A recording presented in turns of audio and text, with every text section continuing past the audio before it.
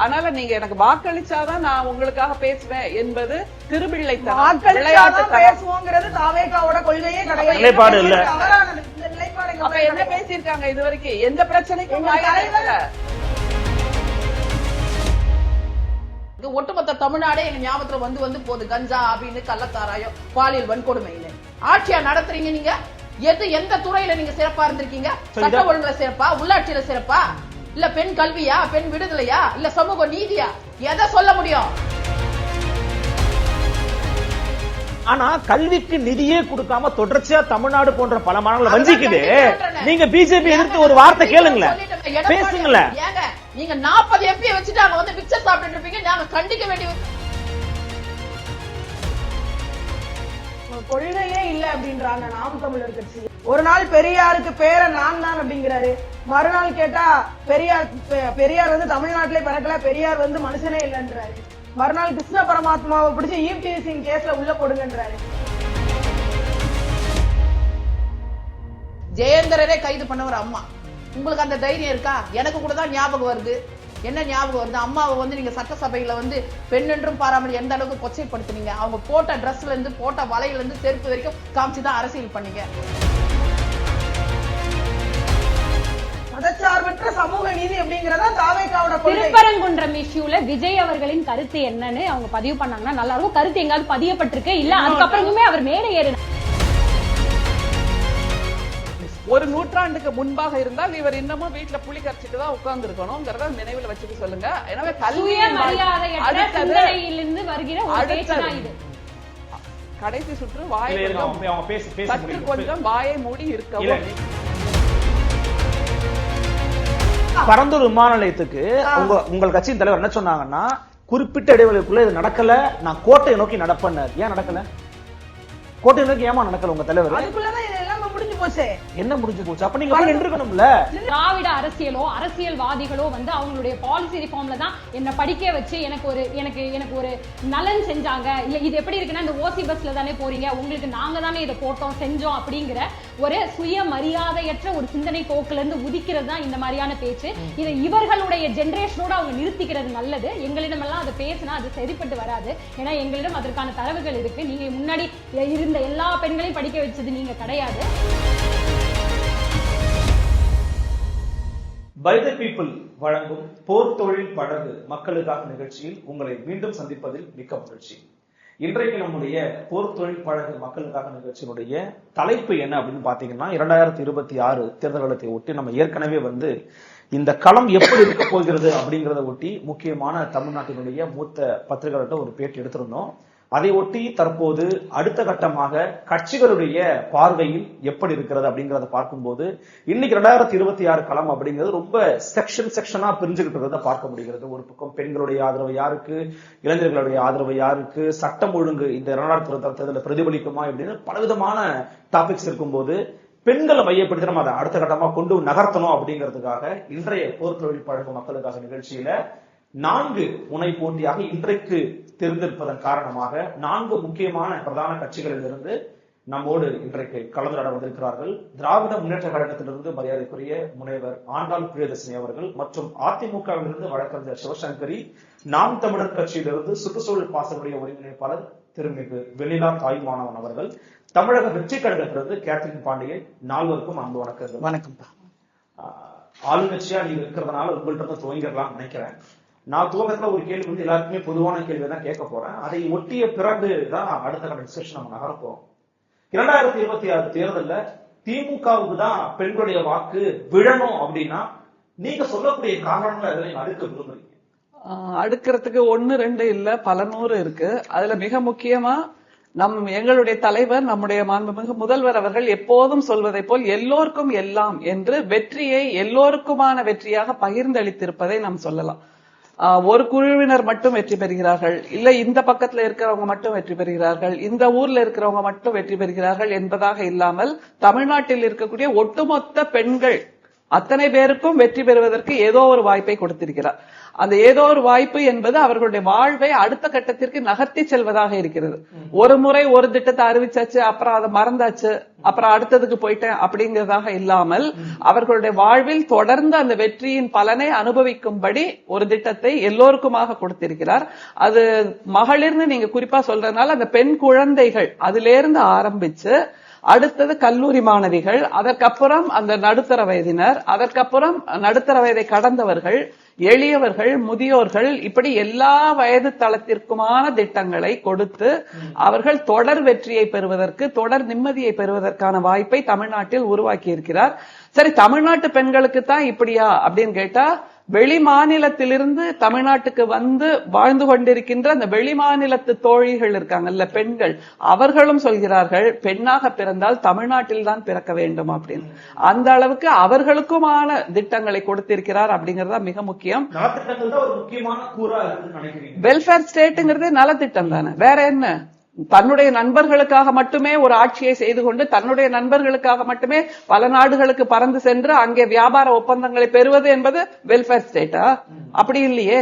அப்படின்னா தான் ஆளுகின்ற அந்த மாநிலத்தில் இருக்கக்கூடிய மக்களுக்கு எல்லா நன்மைகளையும் செய்வதுதான் வெல்ஃபேர் ஸ்டேட். அது எல்லா நன்மைகளையும் எல்லோருக்கும் செய்ய வேண்டும். ஓடப்பர் உயரப்பராக வேண்டும், ஒப்பப்பராக வேண்டும், அதை செய்து கொண்டிருக்கிறார். மிக எளிமையாக கிராமத்தில் இருப்பவர்களும் வெற்றி பெறுவதற்கான வாய்ப்புகள், திட்டங்கள், களங்கள் எல்லாவற்றையும் உருவாக்கி கொடுத்திருக்கிறோம். அதே போன்று நகர்ப்புறத்தில் இருப்பவர்களும் வெற்றி பெறுகிறார்கள்.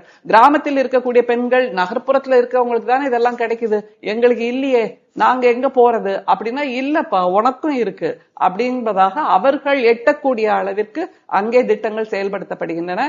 என்னென்ன திட்டங்கள்னு சொல்லணும்னா நான் அதையும் சொல்லிடுறேன்.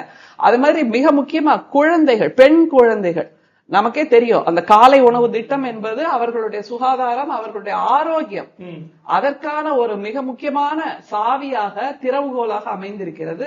எத்தனையோ பெண் குழந்தைகள் பள்ளிக்கு வந்து மயங்கி விழுந்த காட்சியெல்லாம் நமக்கு சர்வசாதாரணமா பார்த்தோம். அந்த மாதிரி எளிய நிலையில் இருக்கக்கூடிய பெற்றோர்களின் குழந்தைகளும் வந்து நீ முதல்ல சாப்பிடு அப்புறமா படி என்பதாக பல லட்சம் குழந்தைகளுக்கு அதை கொடுத்திருக்கிறார்கள். அப்புறம் அந்த 10 பருவத்து பெண் குழந்தைகள் இருக்காங்கல்ல, அவங்களுக்கு கர்ப்பப்பை வாய் புற்றுநோய் வராமல் இருப்பதற்கான அந்த தடுப்பு நடவடிக்கையை பள்ளியிலேயே கொண்டு வந்திருக்கிறார்கள். அது எவ்வளவு பெரிய சுகாதாரம், ஆரோக்கியம் என்கின்ற அளவில் அது மிக முக்கியமானது. அடுத்தது பெண்கள் மேற்கல்வி பெற வேண்டும். பள்ளிக்கூடம் முடிச்ச உடனே கல்யாணம் கட்டி வைக்கிறது, தாலிக்கு தங்கம் கொடுக்கறதெல்லாம் இல்ல. இனிமே தாலிக்கு தங்கம் எல்லாம் தேவையில்லை. அவர்களுக்கு வேண்டியது கல்வி. அதன் மூலமாக அவர்கள் பெறுகின்ற அந்த தங்க நகையை விட வலிமையான, தங்க நகையை விட மதிப்புமிக்க, வாழ்க்கை முழுதும் அவர்களுக்கு உதவியாக இருக்கக்கூடிய கல்விதான் அவர்களுக்கு தேவை. அதனால நீ மேல் கல்வி படிப்பதற்கு உனக்கு 1000 ரூபாய் உதவித்தொகை கொடுக்கிறேன் அப்படிங்கும்போது புதுமை பெண் என்கின்ற வார்த்தையை பொதுமைப்படுத்தி இருக்கிறோம். எப்பவுமே இந்த புதுமை பெண்ணா ஒரு ஸ்டேஜ்ல ஏறும்போது பாருங்க அவங்க புதுமை பெண் அப்படின்னு சொல்லுவாங்க. அப்படி இல்ல, வெற்றியை எல்லோருக்குமானதாக ஆக்கி இருக்கிறார் எங்களுடைய தலைவர் என்பது இதுதான். புதுமை பெண், எல்லோரும் புதுமை பெண். ஒரு காலத்துல ஒருத்தர் புதுமை பெண், இன்னொருத்தர் புதுமை பெண்ணுக்கு சுட்டி காட்டிய அளவில் இன்றைக்கு தமிழ்நாட்டில் இருக்கக்கூடிய எல்லா பெண்களும் புதுமை பெண்களாக இருக்கிறார்கள். முதற்கட்ட கருத்தை எடுத்துக்கிறேன். பல திட்டங்கள் அடுக்கடுக்கா சொல்லியிருக்கிறீங்க. இதன் காரணமாக எங்களுக்கு பெண்கள் வாக்களிப்பாங்க அப்படிங்கிற உங்களுடைய முதற்கட்ட இல்ல. ஆனாலும் இன்னொன்னே சொல்லிடுறேன், இது எல்லாம் இவர்கள் வாக்களிப்பார்கள் என்பதற்காக நாங்கள் செய்யவில்லை. ஏனென்றால் இது ஒரு நூற்றாண்டுக்கு முன்னால் நீதி கட்சி ஆட்சி காலத்தில் இருந்தே இப்படியாக பெண்களை உயர்த்த வேண்டும், பெண்களுக்கான சுயமரியாதை கொடுக்க வேண்டும், பெண்களுக்கான சிறகுகள் கொடுக்க வேண்டும், பெண்களுக்கான கல்வியை கொடுக்க வேண்டும், பெண்களை மீட்டெடுக்க வேண்டும் அழிவில் இருந்து என்பதைத்தான் நீதி கட்சி செய்தது. அதனுடைய நீட்சியாக ஒட்டுமொத்தமாக நீதி கட்சி, சுயமரியாதை இயக்கம், திராவிடர் இயக்கம், இப்போது நம்முடைய திராவிட முன்னேற்ற கழகம், அதிமுகவையும் நாங்கள் கொஞ்சம் சேர்த்துக் கொள்ளலாம். ஏனென்றால் அவர்களும் நம்மளுடைய ஒன்னோட ஒன்னா இருந்தவங்க தானே. இப்போது அவர்கள் வேண்டுமானால் இப்போது வேண்டுமானால் அவர்கள் தவறான திசையில், தவறான இடத்தில் அப்படியே தங்களை அடகு வைத்திருக்கலாம். அதையும் நாங்கள் பரிதாபமாக பார்த்து கொண்டிருக்கிறோம். எங்களுடைய தலைவர் திரும்ப திரும்ப சட்டமன்றத்திலேயே சொன்னார், எதிர்கட்சியே எதிர்பக்கத்தில் நீங்கள் இருக்க வேண்டும், அதிமுக இருக்க வேண்டும், தமிழ்நாட்டுக்கு அதுதான் நலமானது என்று சொன்னார். எனவே அந்த வகையில் வாக்குக்காக மட்டும் நாங்கள் செய்யவில்லை, தேர்தலுக்காக மட்டும் செய்யவில்லை, காலமாக செய்திருக்கிறோம் என்பதை யாராவது சேலஞ்ச் பண்ண முடிஞ்சா செய்ய சொல்லுங்க. அடுக்கடுக்கான திட்டங்களை சொல்லி இருக்கிறாங்க. குறிப்பா அதிமுக வந்து எங்களுடைய பங்காளிங்க தான், ஆனா இன்னைக்கு ரொம்ப தப்பான இடத்துல இருக்கிறாங்க. இது போன்ற விஷயங்கள் நடக்கிறதுனால பெண்களுடைய வாக்கு எங்களுக்கு தான் ரொம்ப ஸ்ட்ராங்கா சொல்றாங்க ஆண்டாளம்மா. நீங்க உங்களுடைய கருத்தை எப்படி பாக்குறீங்க? அதிமுகவை நோக்கி இந்த முறை பெண்கள் வாக்கு வருங்க, இதெல்லாம் தாங்க காரணம்னா நீங்க அடுக்க விரும்பக்கூடிய காரணங்கள் என்ன? இல்ல பெண்கள் நாட்டின் கண்கள் சார். ஒரு பெண் நல்லா இருந்தாதான் அந்த வீடு நல்லா இருக்கும், அந்த வீடு நல்லா இருந்தாதான் நாடு நல்லா இருக்கணும். ஒரு பெண்களுக்காகவே ஒரு ஆட்சி நடந்ததுன்னா அது அதிமுக ஆட்சி தான். அதுக்கு நாங்க வரலாறு 31 வருடம் இந்த தமிழ்நாட்டை அதிகமா ஆண்டு இருக்கோம். தொடர்ந்து 10 வருடம் 2 முறை ஆண்டு இருக்கும். பார்த்து பார்த்து செஞ்சிருக்கோம் ஒவ்வொரு விஷயத்தையும். இவங்க பாத்தீங்களா ரொம்ப சுருக்கிட்டாங்க. மேடம் வந்து திட்டங்களை பத்தி தான் சொன்னாங்க. ஆனா அந்த கொள்கையை பத்தியோ பெரியார் பாசறையிலிருந்து வந்த திமுக, அதனிலிருந்து வந்த அதிமுக எதை முன்னிலைப்படுத்துது? பெண்கள் விடுதலை, சமூக நீதி, ஏற்றத்தாழ்வற்ற சமுதாயம். அப்ப பெண்கள் விடுதலைன்னும் போது அந்த பெண்களுக்காக பார்த்து பார்த்து ஒரு இயக்கம் செஞ்சதுன்னா அது அதிமுக தான் சார். புதுமை பெண் சொன்னாங்க, புதுமை பெண் அதுதான் நான் சொல்றேன். அவங்க பாருங்க, தாலிக்கு உடனே நான் எங்க தாலிக்கு தங்க சொல்லணும்னு முதல்ல சொல்லிட்டாங்க. தாலிக்கு தங்க தேவையில்லைன்னு. தேவையா இல்லையான்றத மக்கள் முடிவு பண்ணோம் சார். நீங்க எடுத்துட்டு போய் கேட்டீங்களா தேவையா இல்லைன்றது? உள்ளாட்சியில 50% அம்மா கொடுத்தாங்க. இந்தியாவில 2வது மாநிலம் நம்மளது. உள்ளாட்சியில இடஒதுக்கீடு 50% கொடுத்தாங்க. இந்த ஸ்போர்ட்ஸ் கோட்டால பாருங்க 3% கொடுத்தாங்க. எடப்பாடி தமிழ் வழி கல்வி படிச்சவங்க 20%. சமூக நீதினு சொல்றீங்க சார் 69% சார். 50% இந்தியாவே ஏத்துக்குச்சு. 69%. எடப்பாடியார் 7.5%. நீங்க ஏற்றத்தாழ்வை பத்தி பேசுறீங்களே, இன்னைக்கு மருத்துவ கனவு 8 கனியா இருந்துச்சு, அதை கொண்டு வந்தவர் எடப்பாடியார். கல்வி கட்டணம் உட்பட காலை சிற்றுண்டி திட்டத்தை பத்தி பேசுறீங்க, அது யார் தொடங்குனது? எடப்பாடியார் தொடங்குனது. 5 கோடியில 2 கிச்சன் போட்டு. அது மாதிரி அம்மா ஸ்கூட்டி, தாலிக்கு தங்கம். முதல்ல ஆட்சி அமைஞ்சவன அம்மா என்ன கொண்டு வராங்க? தொட்டில் குழந்தை திட்டம். அப்ப கிருஷ்ணகிரி ஓசூர்ல எல்லாம் என்ன பின்தங்கிய மாவட்டங்களா இருந்துச்சு, பெண் சிசு கொலை அதிகமா இருந்துச்சு. கள்ளிப்பால் கொடுத்து என்ன பண்ணாங்க? பெண் குழந்தைகளை கொண்ட உடனே என்ன பண்ணாங்க? அம்மா தொட்டில் குழந்தை திட்டம் கொண்டு வந்து ஏராளமான குழந்தைகள் அந்த திட்டத்தின் மூலமா இங்க பெரிய பெரிய ஆளா இருக்கிறாங்க. ஒரு தொலைநோக்கு திட்டங்களா இருக்கும். அதற்கடுத்து என்ன பண்ணாங்க? தாய் சேய் பெட்டகம், கர்ப்பிணி பெண்களுக்கான உதவித்தொகை 18,000. அவங்க அதிமுகவும் பங்கு இருக்குங்க. ஆனா இன்னைக்கு மொத்தமே தமிழ்நாட்டுல என்னங்க பங்குன்னு என்னங்க பங்கு பிரிச்சு தராங்க? ஒண்ணுமே செய்யலங்க திமுக. பங்கு என்னங்க அவங்க பிரிச்சு தரது? என்ன செஞ்சாங்க? ஏற்கனவே எங்களுடைய திட்டங்களுக்கு வேற வேற பேரை போட்டு ஸ்டிக்கர் ஒட்டிட்டு இருக்காங்க. ஒரு பயனாளி பட்டாதாரிக்கு 1 லட்சமும் 1 பவுன் தங்கமும் கொடுத்தோம். இன்னைக்கு 1 பவுனுடைய தங்கத்தினோட விலை என்ன? 1 லட்சம் தாண்டிருச்சு. 1 லட்சம். அப்போ 50,000, 1.5 லட்சமா? அதுக்கு நடுவுல அம்மா ஸ்கூட்டி நகரத்துல இருக்கிறவங்களுக்கு, கிராமத்துல இருக்க விலை இல்ல என்ன பண்ண? ஆடு மாடு கொடுத்தோம். அது நீங்க வந்தவங்க நிறுத்துறீங்க. அது என்ன? ஒரு கல்ல 2 மாங்கா. ஒரு பக்கம் அவங்களுக்கு பொருளாதாரம், அதுவும் இன்னொரு பக்கம் என்ன ஆச்சு? வெண்மை புரட்சி, உற்பத்தி, முட்டையோ பாலோ அது மாதிரி. அப்படி பார்த்து பார்த்து ஒவ்வொரு விஷயத்த செஞ்சு நீங்க வந்த உடனே இன்னைக்கு என்ன மிதிவண்டி சைக்கிள் கொடுத்தாங்கப்பா. இன்னொரு விஷயம் சொல்றேன், ஒரு குழந்தைக்கு தாய் பாலூட்டுவதற்கு பாலூட்டும் மறைகள்ல ஒவ்வொரு பஸ் நிலையங்கள்ல கொண்டு வந்தாங்க. சானிட்டரி நாப்கின் பள்ளிகள்ல கொடுத்தாங்க. அப்போ ஒரு தாய்க்கு தான் தன் குழந்தைக்கு என்னென்ன தேவைன்றது தெரியும், ஒரு பெண் குழந்தைக்கு என்ன மாதிரி தேவைகள்ன்றது தெரியும். அதனாலதான் ஒரு சானிட்டரி நாப்கின்ல இருந்து கிராமங்கள்ல இருந்து அவங்க கஷ்டப்படக்கூடாதுன்னு சைக்கிள கொடுத்தாங்க, லேப்டாப்ப கொடுத்தாங்க. 920 கோடி வருஷத்துக்கு ஒதுக்கணும். இப்பயும் அதுதான் சொல்றேன், தேர்தல் நெருங்க நெருங்க எல்லார் மேலயும் பாசம் வரும். பெண்கள் மேல வரும். 30 லட்சம் பயனாளிகள் 17 லட்சம். அப்புறம் அதுக்கப்புறம் வந்து மாணவர்கள் மேல பாசம் வரும், வயதானவர்கள் மேல பாசம் வரும். உங்கள் கனவை சொல்லுங்கன்னு வீட்டுக்கு போவாங்க. அவங்கதான் கனவெல்லாம் ஏற்கனவே சொல்லிட்டு உங்க கனவை நிறைவேற்ற முடியாதுன்னு நிராகரிச்சாங்க 10 வருஷம். இப்ப என்ன சார், எலெக்ஷனே 5 வருஷம் முடியும் போது உங்கள் கனவை சொல்லுங்கன்னு யாரை ஏமாத்துறீங்க? என்ன கனவு? நீங்க கனவெல்லாம் செதைச்சவங்க திமுகப்பா. கனவெல்லாம் செதைச்சவங்க பெண்களை பத்தி பேசுறாங்களே, அதுதான் சொல்ற. கொள்கை ரீதியா பேச சொல்லுங்க. திட்டங்கள்லாம் நாங்க கொண்டு வந்தது, அந்த திட்டத்தை எல்லாம் எடுத்துட்டு ஸ்டிக்கர் போட்டுட்டு இருக்கீங்க. ஆனா பெண்களுக்காக முக்கியத்துவம் கொடுத்து பிரதித்துவம் கொடுத்திருக்கோம். சமூக நீதி சொல்றீங்களே, இன்னைக்கு கனிமொழியை தவிர வேற யாருங்க உட்கார முடியுது சபையில? துணை பொதுச் செயலாளரும் அவங்கதான், பெரியார் விருது கொடுத்தாலும் அவங்கதான், எம்பி ஆனாலும் அவங்கதான், மத்திய மந்திரி ஆனாலும் அவங்கதான். அவங்க வீட்டுல இருக்கிறவங்க தான். இதுதான் ஒன்னே ஒண்ணு கண்ணே கண்ணு. தமிழக கண்ணுக்கு தெரியலையா உங்களுக்கு? எத்தனையோ வாரிசு தவிர்த்து எந்த பொண்ணு சொல்லு? உங்களை மாதிரியா இந்த மாதிரியா இல்ல இவங்க மாதிரி யாராவது ஒருத்தர் இருக்காங்க சொல்லுங்க. எந்த பின்புலம் இல்லாத அடையாளம் இல்லாத பெண்களை கொண்டு வந்து பயிற்சி கொடுத்து நிர்வாகியாக்கி எம்எல்ஏ ஆக்கி எம்பி ஆக்கி அமைச்சராக்கி பார்த்தது. இன்னைக்கு பொதுக்குழுல முன்வரிசையில் இருக்கிறதெல்லாம் யாரு? சரோஜா மேடம் யாரு? ராஜலட்சுமி மேடம் யாரு? மரகதம் யாரு? சித்ரா மேடம் யாரு? பட்டியலின பெண்களே முதல் வரிசையில் உட்கார வச்சிருக்கோம். எப்பயோ இல்ல 20 வருஷம் 30 வருஷம் கதல. இப்ப நடந்த பொதுக்குழுல யார் முன்வரிசையில் உட்கார்ந்துட்டு இருக்காங்க? அவங்களுக்கு எல்லாம் எந்த பின்புலம்? யாருடைய பிள்ளைகள் வந்தாங்க? என்ன அடையாளத்துல வந்தாங்க? வாரிசு அடிப்படையில எல்லாரும் இப்ப தமிழ்ச்சி தங்கப்பாண்டியன் யாரு, கீதா ஜீவன் யாரு, பூங்கோதை யாரு சொல்லுங்கப்பா, கனிமொழி சுவாமி யாரு, இன்னாருக்கு இன்னார் பிள்ளை மகனோ மகளோ இருந்தாதான். அப்புறம் என்னப்பா இது பெண் உரிமை, பெண்களுக்கு முக்கியத்துவம், அப்ப பெண்கள் ஓட்டு உங்களுக்கு கேடு. ஒரு பக்கம் திட்டங்கள் ரீதியா கொண்டு வந்த ஏராளமான திட்டங்களை நிறுத்திட்டீங்க, இன்னொரு பக்கம் கொள்கை ரீதியா பெண்களுக்கு முக்கியத்துவமே இல்லாம இருக்கு. ஒன்னே ஒண்ணு கண்ணே கண்டுப்பா, சுப்புலட்சுமி ஜெகதீச கலைஞர் இருந்த போது அந்த அம்மாக்கு எவ்வளவு முக்கியத்துவம் கொடுத்து வச்சிருந்தாரு துணை பொதுச் செயலர். எதுக்கு அந்த அம்மா வெளியே போறாங்க, எதுக்குப்பா வெளியே போறாங்க? அப்ப யார் இருக்காங்க சொல்லுங்க, நீங்க சபையில யாரு இருக்காங்க சொல்லுங்க, என்ன பெண் இருக்காங்கன்னு சொல்லுங்க. சொல்றது என் கேள்வி என்னன்னா, இப்ப அதனால அவங்க நிராகரிச்சு உங்களை தேர்வு பண்ணுவாங்க நீங்க நம்புறீங்களா? இல்ல நான் ட்ராக் ஹிஸ்டரி சொல்றேன். ஒவ்வொரு மாநிலத்திலும் ஒவ்வொரு மாநிலத்திலயும் வெற்றியை தீர்மானம் பண்றது பெண்களோட ஓட்டு வங்கி தான். இப்ப பீகார் எலெக்ஷன் கூட எடுத்து எதுக்காக அதிமுக தேர்வு பண்ணுவாங்க நம்புறீங்க? அததான் சொல்ல வரப்பா. ஒரு பக்கம் நிர்வாக ரீதியா பெண்களுக்கு பாதுகாப்பு இல்ல, லா அண்ட் ஆர்டர் கெட்டு போயிருக்கு. 7 வயசுல இருந்து 70 வயசு மூதாட்டி வரைக்கும் கற்பழிப்பு நடக்குது. ஒரு பெண் ஏன் அங்க போனான்னு கேக்குற நிலைமையில தான் திமுக அரசு இருக்கு. அப்ப இது சமூக நீதியா, இது பெண் விடுதலையா? பாதுகாப்பு கொடுக்க வேண்டிய போலீஸே வேலிய பயிர மேயுது. திருவண்ணாமலையில பாதுகாப்பு கொடுக்க வேண்டிய தாயும் மகளையும் என்ன பண்றாரு, ஒரு பெண் போலீஸ் பெண் காவலர் ஒருத்தர் என்ன பண்றாரு, அவங்களை நாசப்படுத்துறாரு. இது போல இவங்க வந்த பிறகு கிட்டத்தட்ட 18 காவலர்கள் போக்சோ வழக்குகள் கைது பண்றாங்க. அப்போ பாதுகாப்பு கொடுக்க வேண்டிய காவலர்களே இந்த நிலைமையில இருக்குது.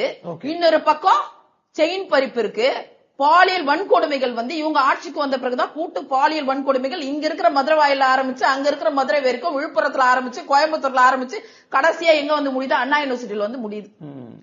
நகரத்தின் மையத்தில் இருக்க அண்ணா யூனிவர்சிட்டியில ஒரு 7 மணிக்கு நடக்குது. இப்போ கீழ்மட்டத்தில் இருக்கிறவங்களுக்கு பெண்களுக்கு பாதுகாப்பு இல்லைன்றது ஒட்டுமொத்தமா நாங்க எதிர்கட்சி இல்ல. தினம் தினம் செய்திகளை படிக்கிறீங்க. போக்சோ வழக்குகள் 6999 வழக்குகள் பதிவு செய்யப்பட்டிருக்குன்னு கீதா ஜீவனை ஏத்துக்கிறாங்க. ஏங்க சிறு வயது திருமணம் அதிகரிக்குதுன்னு நாங்க கேட்டோம்னா அப்பெல்லாம் வழக்கே சிறு வயது திருமணங்கள் முகல் வரும்போது இருந்துச்சு. ஏன்னா அப்ப அந்த குழந்தைங்களுக்கு பாதுகாப்புல திருமணம்னாங்க. அது திரும்பி வந்திருக்குன்னா அப்ப இந்த அரசுடைய எந்த அளவுக்கு நிர்வாக சீர்கேடுகள், சட்ட ஒழுங்கு பிரச்சனைகள் இருக்குன்னு யோசிச்சு பாருங்க.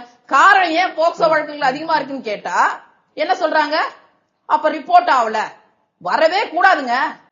ஒரு விஷயம் அதிமுக ஆட்சியில நடக்கவே இல்லையா, ஒரு பெண் கூட பாதிக்கப்படவே இல்லையா? 54 போட்டிருக்கோம். 2000 சில்லற வழக்குகள் தான் பெண்களுக்கு எதிரான குற்றங்கள் இருந்துச்சு. இன்னைக்கு 6999 எத்தனை மடங்கு முடிவு பண்ணீங்க? பார்லிமெண்ட்ல பதிவாயிருக்கு என்சிஆர்பி ரிப்போர்ட். சிறார்கள் அதிகமா கொலை குற்றங்கள்ல ஈடுபடுறதோ இன்னைக்கு தமிழ்நாடு தேசிய அளவுல 6.5, ஆனா தமிழ்நாடு இன்னைக்கு 14.5. எதுக்கு? போதை கஞ்சா இதுலதான். ஒரே சொல்லி முடிச்சுறேன். ஒரு 500 ரூபாய் சம்பாதிக்கிறவங்க ஒரு பக்கம் டாஸ்மாக்ல ஏத்திருங்க, ஒரு பக்கம் கள்ளச்சாராயத்துல 90 பேர் இறந்திருக்காங்க. எப்படி பெண்களோட ஓட்டு உங்களுக்கு வரும்? எத்தனை பெண்கள் கணவனை இழந்திருக்காங்க, எத்தனை குழந்தைங்க தாய் தந்தை இழந்திருக்காங்க. 11 மாச இடைவெளியில நடக்குதுப்பா. 11 மாச இடைவெளியில கள்ளச்சாராயம் நடக்குது, போதை கஞ்சா இருக்குது, ஆறா ஓடுது. எப்படி பெண்கள் ஓட்டு கிடைக்கும்? ஒரு பக்கம் சட்ட ஒழுங்கு சீர்கேடு, திட்டங்களை நிறுத்திட்டு 1-2 திட்டம். இப்ப 1.5 லட்சம் ஒரு பெண்ணுக்கு கிடைக்கிறது முக்கியமா, 1000 ரூபாய் கொடுத்துட்டு 3 வருஷத்துல 36,000 ரூபாய் பெருசா? ஒரு ஓசின்றீங்க பஸ்ஸுக்கு, இலவச பஸ் கூட ஓசின்னு சொல்றீங்க. 1000 ரூபாய் கொடுத்துட்டு நீ பலபலன்னு இருக்கன்றீங்க. 2 எம்பிங்க இருக்கிற இடத்துல பெண் காவலருக்கு பாதுகாப்பு இல்ல, அப்புறம் எப்படி ஓட்டு விழும்? தமிழ்நாடு முதலிடம் எங்க ஆட்சியில திட்டங்களா? தமிழ்நாடு பிரதிநிதித்துவமா பெண்கள் அதிமுக அது முகம் தெரியாத என்ன போன்ற பெண்கள் எல்லாம் கொண்டு வந்து அமைச்சராக்குறது அதிமுக. உள்ளாட்சியில 50%. அப்படி யாராக்குனீங்க சொல்லுங்க, சபையில எத்தனை பேர் இருக்காங்கன்னு சொல்லுங்க. நம்ம அவங்கள்ட்ட கேட்டு பதில பெறலாம். முதற்கட்ட கருத்தை முதல்ல நான் வாங்கிட்டு வந்துகிட்டு இருக்கேன். நாம் தமிழர் கட்சி இந்த முறை நாம் தமிழர் கட்சிக்கு பெண்கள் வாக்குகள் கட்டாயமா விழப்போகுதுங்க, எங்களுக்கு தாங்க வாக்கு செலுத்தணும் அப்படின்னு நீங்க நினைக்கிறீங்க அப்படின்னா காரணங்கள் எடுக்க முடியுமா? இருவரும் திராவிட கட்சிகள் இருக்காங்க, ஆளுங்கட்சிகள் இருக்கிறாங்க. அதை தாண்டி ஈர்க்கும் சக்தி நாம் தமிழர் கட்சியில் என்ன இருக்குன்னு நினைக்கிறீங்க? முதல்ல பெண்கள் யாருக்கு வாக்கு செலுத்த வேண்டும் அப்படிங்கறத விட, இல்ல எங்களுக்கு வாக்கு செலுத்துங்க அப்படிங்கறத விட, பெண்கள் யாருக்கு வாக்கு செலுத்தக்கூடாது அப்படிங்கிற ஒரு தெரிவினை அவங்க கையில அந்த தெரிவு வழங்கப்பட வேண்டும்னு நான் நினைக்கிறேன். அதற்கு சில தரவுகளை நான் முன்வைக்க விரும்புறேன். தரவுகள் இப்ப அக்காமார் 2 பேருமே அடிக்கிட்டே போனாங்க. Welfare schemes, women welfare schemes is equal to women எம்பவர்மெண்டா அப்படின்னு சொல்லி பாக்குறதுல எனக்கு பெரிய மாற்று கருத்து இருக்கு. அதுக்கு நான் திரும்பி வர்றேன். மீன்வைல் சில தரவுகளை முன்வைக்கிறேன். டாஸ்மாக் தரவுகள் தான். கிட்டத்தட்ட 25.4% குடி நோயாளிகள் தமிழ்நாட்டுல இருக்காங்க. இப்ப நான் சொல்ல போற எல்லாமே தமிழ்நாடு குறித்த தரவுகள் தான். 25.4% குடி நோயாளிகள் இருக்காங்க. 15 வயதிற்கு மேற்பட்ட ஆண்கள்ல 4 ஆண்களுக்கு 1 ஆண் குடிநோயாளியாகத்தான் இருக்கிறார் இங்க தமிழ்நாட்டுல. இதை நல்லா குறிச்சுக்கோங்க. 50% பெண்கள் குடும்ப வன்முறைக்கு உட்படுத்தப்படுகிறார்கள். 20% ஆண்கள் வேலை இழந்திருக்கிறார்கள். இந்த வேலை இழப்புல கிட்டத்தட்ட 15% குழந்தைகள் தங்களுடைய பள்ளி கல்வியிலிருந்து விலகி இருக்காங்க. மருத்துவ செலவு, அதாவது 15,000 பேர் கிட்ட உயிரிழக்கிறாங்க. அது இல்லாம மருத்துவ செலவு, மெயினா கிட்னி ஃபெயிலியர், குடி பழக்கம் சார்ந்த மருத்துவ செலவுகள் வந்து கிட்டத்தட்ட 10 லட்சத்திலிருந்து 20 லட்சம் வரை மருத்துவ செலவுக்கு தேவைப்படுது. 5,000 அதாவது அதிமுக ஆட்சியிலும் சரி, அதிமுக ஆட்சிக்கு வருவதற்கு முன்பும் சரி, திமுக முன்னாடி வரதுக்கு முன்பும் சரி, அவங்க 2 பேரும் என்ன ப்ராமிஸ் பண்றாங்க அப்படின்னா, படிப்படியாக மது விலக்கினை நோக்கி நாங்க போறோம் அப்படின்னு சொல்றாங்க. ஆனா இப்போ 5,000 விற்பனை நிலையங்கள் இருக்கு, எதுவும் மூடப்பட்டதால. என் ஏரியால முதற்கொண்டு ஒரு ரயில்வே ஸ்டேஷனுக்கு பக்கத்துல, ஒரு பள்ளிக்கூடம் பக்கத்துல, அதாவது it is beyond the rules, அந்த இடத்துல ஒரு டாஸ்மாக் வந்து தொடங்கப்படுது. இந்த வேலை இழப்பு காரணமாக பல துயரங்களுக்கு மக்கள் உட்படுத்தப்படுறாங்க. இதெல்லாம் தரவுகள், இதெல்லாம் நான் வந்து ப்ராப்பரான கவர்மெண்ட் பேஸ்ட் டேட்டாவோட எடுத்து வச்சுதான் நான் பேசுறேன். எங்க இருந்து எடுத்தேன்னாலுமே என்னால வந்து கொடுக்க முடியும். அது மட்டும் இல்லாம சிந்தட்டிக் லிக்கர் எதுவுமே வந்து ஒரு இப்ப வைன், இந்த மாதிரி நேச்சுரல் லிக்கர் அப்படின்னு சொல்லுவாங்க, அவற்றை எப்பொழுதாவது அருந்தும் பொழுது உடல்நல பாதிப்புங்கிறது வந்து ஓரளவுக்கு நம்மளால் மீட்டெடுக்க முடியும். இங்க வந்து சிந்தட்டிக் லிக்கர் ப்ரொடக்ஷன் அதிகமாக இருக்கு. தரமற்ற செயற்கை முறையில் தயாரிக்கப்படுகிற லிக்கர் மெட்டீரியலுடைய பயன்பாடு அதிகமாக இருக்கு. அவங்க வந்து திராவிட கட்சிகள் மதுக்கடையை மூட மாட்டேங்கிறாங்க. இப்ப அண்ணன் சீமான் வந்தா கள்ளுக்கடை திறக்க போறாரு, கரெக்டா? இல்ல, அதுதான் நான் சொல்ல விரும்புறேன். கள் என்பது உணவுன்னு கான்ஸ்டிடியூஷன்ல பதியப்பட்டு இருக்கு. கள் உணவு அப்படிங்கிறது கான்ஸ்டிடியூஷன்ல பதியப்பட்டு இருக்கு. கல்லுக்கான உடல் நல பாதிப்புகள் இல்லாத உடல் நல கூறுகள் நிறையவே இருக்கு. அது பட்டியலிடப்பட்டு இருக்கு. நம்ம இது பலமுறை, இப்ப நம்ம வந்து கள் மாநாடு நடத்தணும், உங்களுக்கே தெரியும். கல் மாநாடு நடத்தும் போது அது பெரிய டிபேட்டுக்கு உட்படுத்தப்படும் பொழுது நிறைய பேர் வந்து மருத்துவர்கள்ல இருந்து எல்லாருமே முன் வந்து தங்களுடைய கருத்துக்களை பதிவு செய்திருக்கிறார்கள். கல் வந்து உணவு சார்ந்த ஒரு பொருள் தான் அப்படிங்கிறது வந்து பதிவு செய்யப்பட்டிருக்கு. கல்லை வந்து மதுபானம் அப்படின்னு சொல்றாங்க அப்படின்னா அவங்களுக்கு அதற்கான ஒரு தெளிந்த சிந்தனை போக்கோ இல்ல மருத்துவ அறிவியல் ரீதியான ஒரு புரிதல் இல்லை அப்படின்னு சொல்லி நான் நினைக்கிறேன். இப்ப இந்த சிந்தட்டிக் லிக்கர் அப்படிங்கறத பத்தி நான் ஏன் ரொம்ப குறிப்பிட்டு பேசுறேன் அப்படின்னா, ரொம்ப கம்மி விலைக்கு இந்த சிந்தட்டிக் லிக்கரை வந்து மக்களுக்கு வந்து இவங்க ப்ரொவைட் பண்ணிடுறாங்க. தரமற்ற செயற்கை முறையில் தயாரிக்கப்படுகிற இந்த லிக்கரை அதோட விலை வந்து ரொம்ப கம்மியா இருக்கிறதுனால ஒரு ஏழை எளிய மக்கள் வந்து ஒரு உடல் சோர்வுக்கோ இல்ல எதுக்கோ போயிட்டு அவங்க தினமுமே அதை வந்து பயன்படுத்துற மாதிரி இருக்கு. அதனாலதான் நம்ம இவ்வளவு நல கேடுகள் இருக்கு அப்படிங்கறதையே நம்ம வந்து ப்ரொஜெக்ட் பண்றோம். இப்ப இதுல நான் என்ன சொல்ல விரும்புறேன் அப்படின்னா, பெண்களுக்கு இத்தனை வெல்ஃபேர் ஸ்கீம்ஸ் நீங்க வந்து ப்ரொவைட் பண்ணும் பொழுது அந்த வெல்ஃபேர் ஸ்கீம்ஸ் முழுமையா அவங்களை போய் அடையிறதுக்கான ஒரு இன்ஃப்ராஸ்ட்ரக்சர் நீங்க டெவலப் பண்ணி கொடுத்திருக்கீங்களான்னு பார்த்தா, இப்படியான ஒரு கட்டமைப்பு, ஒரு சமூக கட்டமைப்புக்குள் அவர்களை கொண்டு நீங்க வந்து உட்கார வைக்கும் பொழுது அவர்களுக்கான முழுமையான அந்த நலன் அவர்களை போய் சேர போறதே கிடையாது. First point. இன்னொன்னு, விமன் ஹெல்த் பத்தி பேசினாங்க. அவங்களுக்கான மருத்துவ வெல்ஃபேர் ஸ்கீம்ஸ் வந்து என்னெல்லாம் கொடுக்கப்பட்டிருக்கு அப்படிங்கறத பத்தி பேசினாங்க. அந்த ஆங்கிள் பார்க்கும்போது இப்ப நான் வந்து சூழலியல் செயற்பாட்டாளர், சூழலியல் சார்ந்த கிட்டத்தட்ட வந்து நாம் தமிழர் கட்சி பயணப்பட்டது இயங்கிட்டு இருக்கேன். எல்லா இடத்திலையும் சூழலியல் சார்ந்த சிக்கல்களை நம்ம முன்வைத்து எடுக்கப்படும் பொழுது காற்று மாசு, நிலத்தடி நீர் மாசு, தண்ணீர் மாசு, இதை பத்தி தான் நம்ம பேசுறோம். அதில் பெரிதளவும் பாதிக்கப்படுகிறவங்க வந்து இந்த மார்ஜினல் கம்யூனிட்டிஸ்ல உள்ள மிகவும் பிற்படுத்தப்பட்ட இடங்கள்ல ரொம்ப கஷ்டப்படுற பிலோ பாவர்ட்டி லைன்ல இருக்க பெண்கள் தான் மோராவே உட்படுத்தப்படுறாங்க. இப்ப வட சென்னை பகுதியெல்லாம் நீங்க எடுத்துக்கிட்டீங்கன்னா குழந்தைகளுக்கும் பெண்களுக்குமான உடல் சிக்கல்கள் வந்து ஜாஸ்தி. அங்க வந்து நம்மளுக்கு தரவுகளின் அடிப்படையில் 45 வயதுக்கு கம்மியாவே ஆண்கள் பெரும்பாலும் உடல்நல குறைவினால் இறந்து போற ஒரு ஆய்வு அறிக்கையுமே இருக்கிறது. அப்படி இருக்கும் பொழுது நீங்க எந்த வெல்ஃபேர் ஸ்கீம்ஸ் ப்ரொவைட் பண்ணி என்ன பிரயோஜனம்? அதுல வந்து எந்த இதுவுமே கிடையாது. இப்ப இந்த தரவுகளை மக்கள் வந்து மனசுல வச்சுக்கணும் அப்படின்னு சொல்லிட்டு மீன்வைல் நாம் தமிழர் கட்சியோடைய சில இதையும் நான் வந்து பிரசன்ட் பண்ண விரும்புறேன். இது வந்து எங்களுடைய செயற்பாட்டு வரைவு. இதில் பெண் விடுதலை குறித்த பகுதிகள் இடம்பெற்றிருக்கு. அதுல நம்ம என்னெல்லாம் கொடுத்திருக்கோம் அப்படிங்கும் பொழுது, இப்ப முக்கியமா நான் முதல்ல சொன்னேன், விமன் வெல்ஃபேர் ஸ்கீம்ஸ் வந்து to they equate women empowerment அப்படின்னு பார்த்தா அதுல எனக்கு மாற்று கருத்து இருக்கு. 1000 ரூபாய் கொடுக்குறாங்க, அதை வச்சு அவங்கள ஒரு பயணம் பண்ண முடியும், அந்த பயணத்தின் மூலமாக ஒரு வருமானத்தை ஈட்ட முடியும். அதான் சொல்ல வரேன். இப்போ ஒரு விமன் வெல்ஃபேர் ஸ்கீம் அப்படிங்கிறது ஒரு நிலைத்த தன்மையை அவங்களுக்கு கொடுக்குமா அப்படிங்கறத நம்ம கேள்வி கேட்கிறோம். பாக்கா சொன்னாங்க ஒரு 36,000 ரூபாய், அதை நீங்க கூட்டி எடுத்து பார்த்தா ஒரு 36,000 ரூபாய் அப்படிங்கும் பொழுது அது இத்தனை காலகட்டத்துல அது ஒரு நிலைத்த பொருளாதார சஸ்டைனபிள் ஒரு சொல்யூஷனை வந்து அவங்களுக்கு வந்து ப்ரொவைட் பண்ணுமா அப்படிங்கிறது நமக்கு வந்து கேள்விக்குறியா அமையுது. இதுல என்னன்னா விமன் வெல்ஃபேர் ஸ்கீம்ஸ் நீங்க கொடுக்கும் பொழுது விமன் வெல்ஃபேர் ஸ்கீம்ஸ் பயன்படுத்துற மகளிர் அவங்களோட அடுத்த கட்ட தேவைகள் என்னவாக இருக்கும் அப்படின்னு பார்த்தா விமன் எம்பவர்மெண்ட்னா அவர்களுக்கான வேலை வாய்ப்பை நீங்க கிரியேட் பண்ணி கொடுக்கிறது. இப்ப ஒரு லொகாலிட்டியில இருக்கிறாங்கன்னா இந்த இடத்துல எனக்கான வேலை வாய்ப்பு திட்டங்கள் வந்து இருக்கணும், எளிதில அட்டைனபிளா இருக்கணும். அடுத்தது இன்ஃப்ராஸ்ட்ரக்சர் என்றால் நான் பயணப்பட்டு போறேன், இல்ல நான் வந்து ஒரு ஊருக்குள்ள நான் நடமாடுறேன், நான் நான் எங்கேயோ டிராவல் பண்ணி போறேன், வேலை தேடி போறேன், படிக்க போறேன், எல்லாத்துக்கும் எனக்கு பாதுகாப்பான ஒரு இன்ஃப்ராஸ்ட்ரக்சர், பாதுகாப்புங்கிறத விட ரொம்ப நிலைத்த தன்மை கொண்ட ஒரு அர்பன் டெவலப்மெண்டா இருக்கட்டும், ரூரல் டெவலப்மெண்டா இருக்கட்டும், சர்வீசஸ் அது வந்து பெண்களுக்கு ஏதுவான ஒரு கட்டமைப்பு கிடையாது அப்படின்னு சொல்லி அது நம்ம ஒரு ஆணாதிக்க சமூகத்தோட சிந்தனை போக்குல இருந்து உருவானதுங்கிறதோட கூட நம்ம கம்பேர் பண்ணிக்கலாம். ஆனால் பெண்களுக்கான விமன் எம்பவர்மெண்ட்டுக்கான சமூக நீதி பேசுற அரசுகள் இத போக்கஸ்ல எடுத்து ஒரு ஃபியூச்சரிஸ்டிக் விஷனோட அதை வந்து அவங்க அணுகி இருக்காங்களா அப்படின்னு பார்த்தா அது இல்ல அப்படின்னு தான் சொல்ல முடியும். we don't have an infrastructure. இங்க பாதுகாப்பான செட்டப் இல்லாத அக்கா சிவசங்கரி அக்கா ரொம்ப முழுமையா விளாவரியாவே அதை வந்து எக்ஸ்பிளைன் பண்ணாங்க. பாதுகாப்பு இல்ல அப்படிங்கிறது தான் உண்மை. இப்ப நாம் தமிழர் கட்சியை பொறுத்த வரைக்கும் நமக்கு வந்து மரண தண்டனைகளில் உடன்பாடு இல்லை. ஆனால் பாலியல் கொடுமை நிரூபிக்கப்பட்டால் அதற்கு மரண தண்டனை தவிர்த்து நாம் வேற எந்த இதுவுமே வழங்க முடியாது அப்படிங்கிற தீர்மானம் நிறைவேற்றிருக்கீங்க. ஆமா, நிறைவேற்றிருக்கோம், அதை நாங்க முன்வைக்கிறோம். இதுல வந்து அண்ணன் சொல்ற ஒரு விஷயத்தை நான் இங்க ரீகோட் பண்ண விரும்புறேன். பெரும்பாலும் சமூகத்தில் வந்து பெண்கள் வெளியே போகும்போது பார்த்து போயிட்டு வா, இருட்டிருச்சு, சீக்கிரம் வீட்டுக்கு வந்துரு, இந்த மாதிரி சொல்ற ஒரு சமூகத்துல நாம் தமிழர் ஆட்சி வந்தால் ஆண்கள் வெளியில் செல்லும் பொழுது பெண்களை சீண்டாதீர்கள், பத்திரமா போயிட்டு வாங்க, பெண்களை வந்து பாதுகாப்பா மரியாதையா உங்களுக்கு சம அந்தஸ்துல வச்சு நீங்க நடத்துங்க அப்படின்னு சொல்லி வீட்டை விட்டு வெளியே அனுப்புவாங்க. எளிய மக்களுக்கு புரியும் வகையில் இந்த விஷயத்தை வந்து அவர் எப்பவுமே முன்வைப்பாரு. நான் உங்களுடைய முதற்கட்ட கருத்தை வந்து நான் எடுத்துக்கிறேன். கேத்ரின் பாண்டியன் பார்த்திருப்பீங்க, ஆளுங்கட்சிகள் பேசியிருக்காங்க, அப்புறம் ஒரு 10 ஆண்டு காலமா களத்தில் இருக்கிற ஒரு கட்சிக்காரங்க பேசியிருக்கிறாங்க.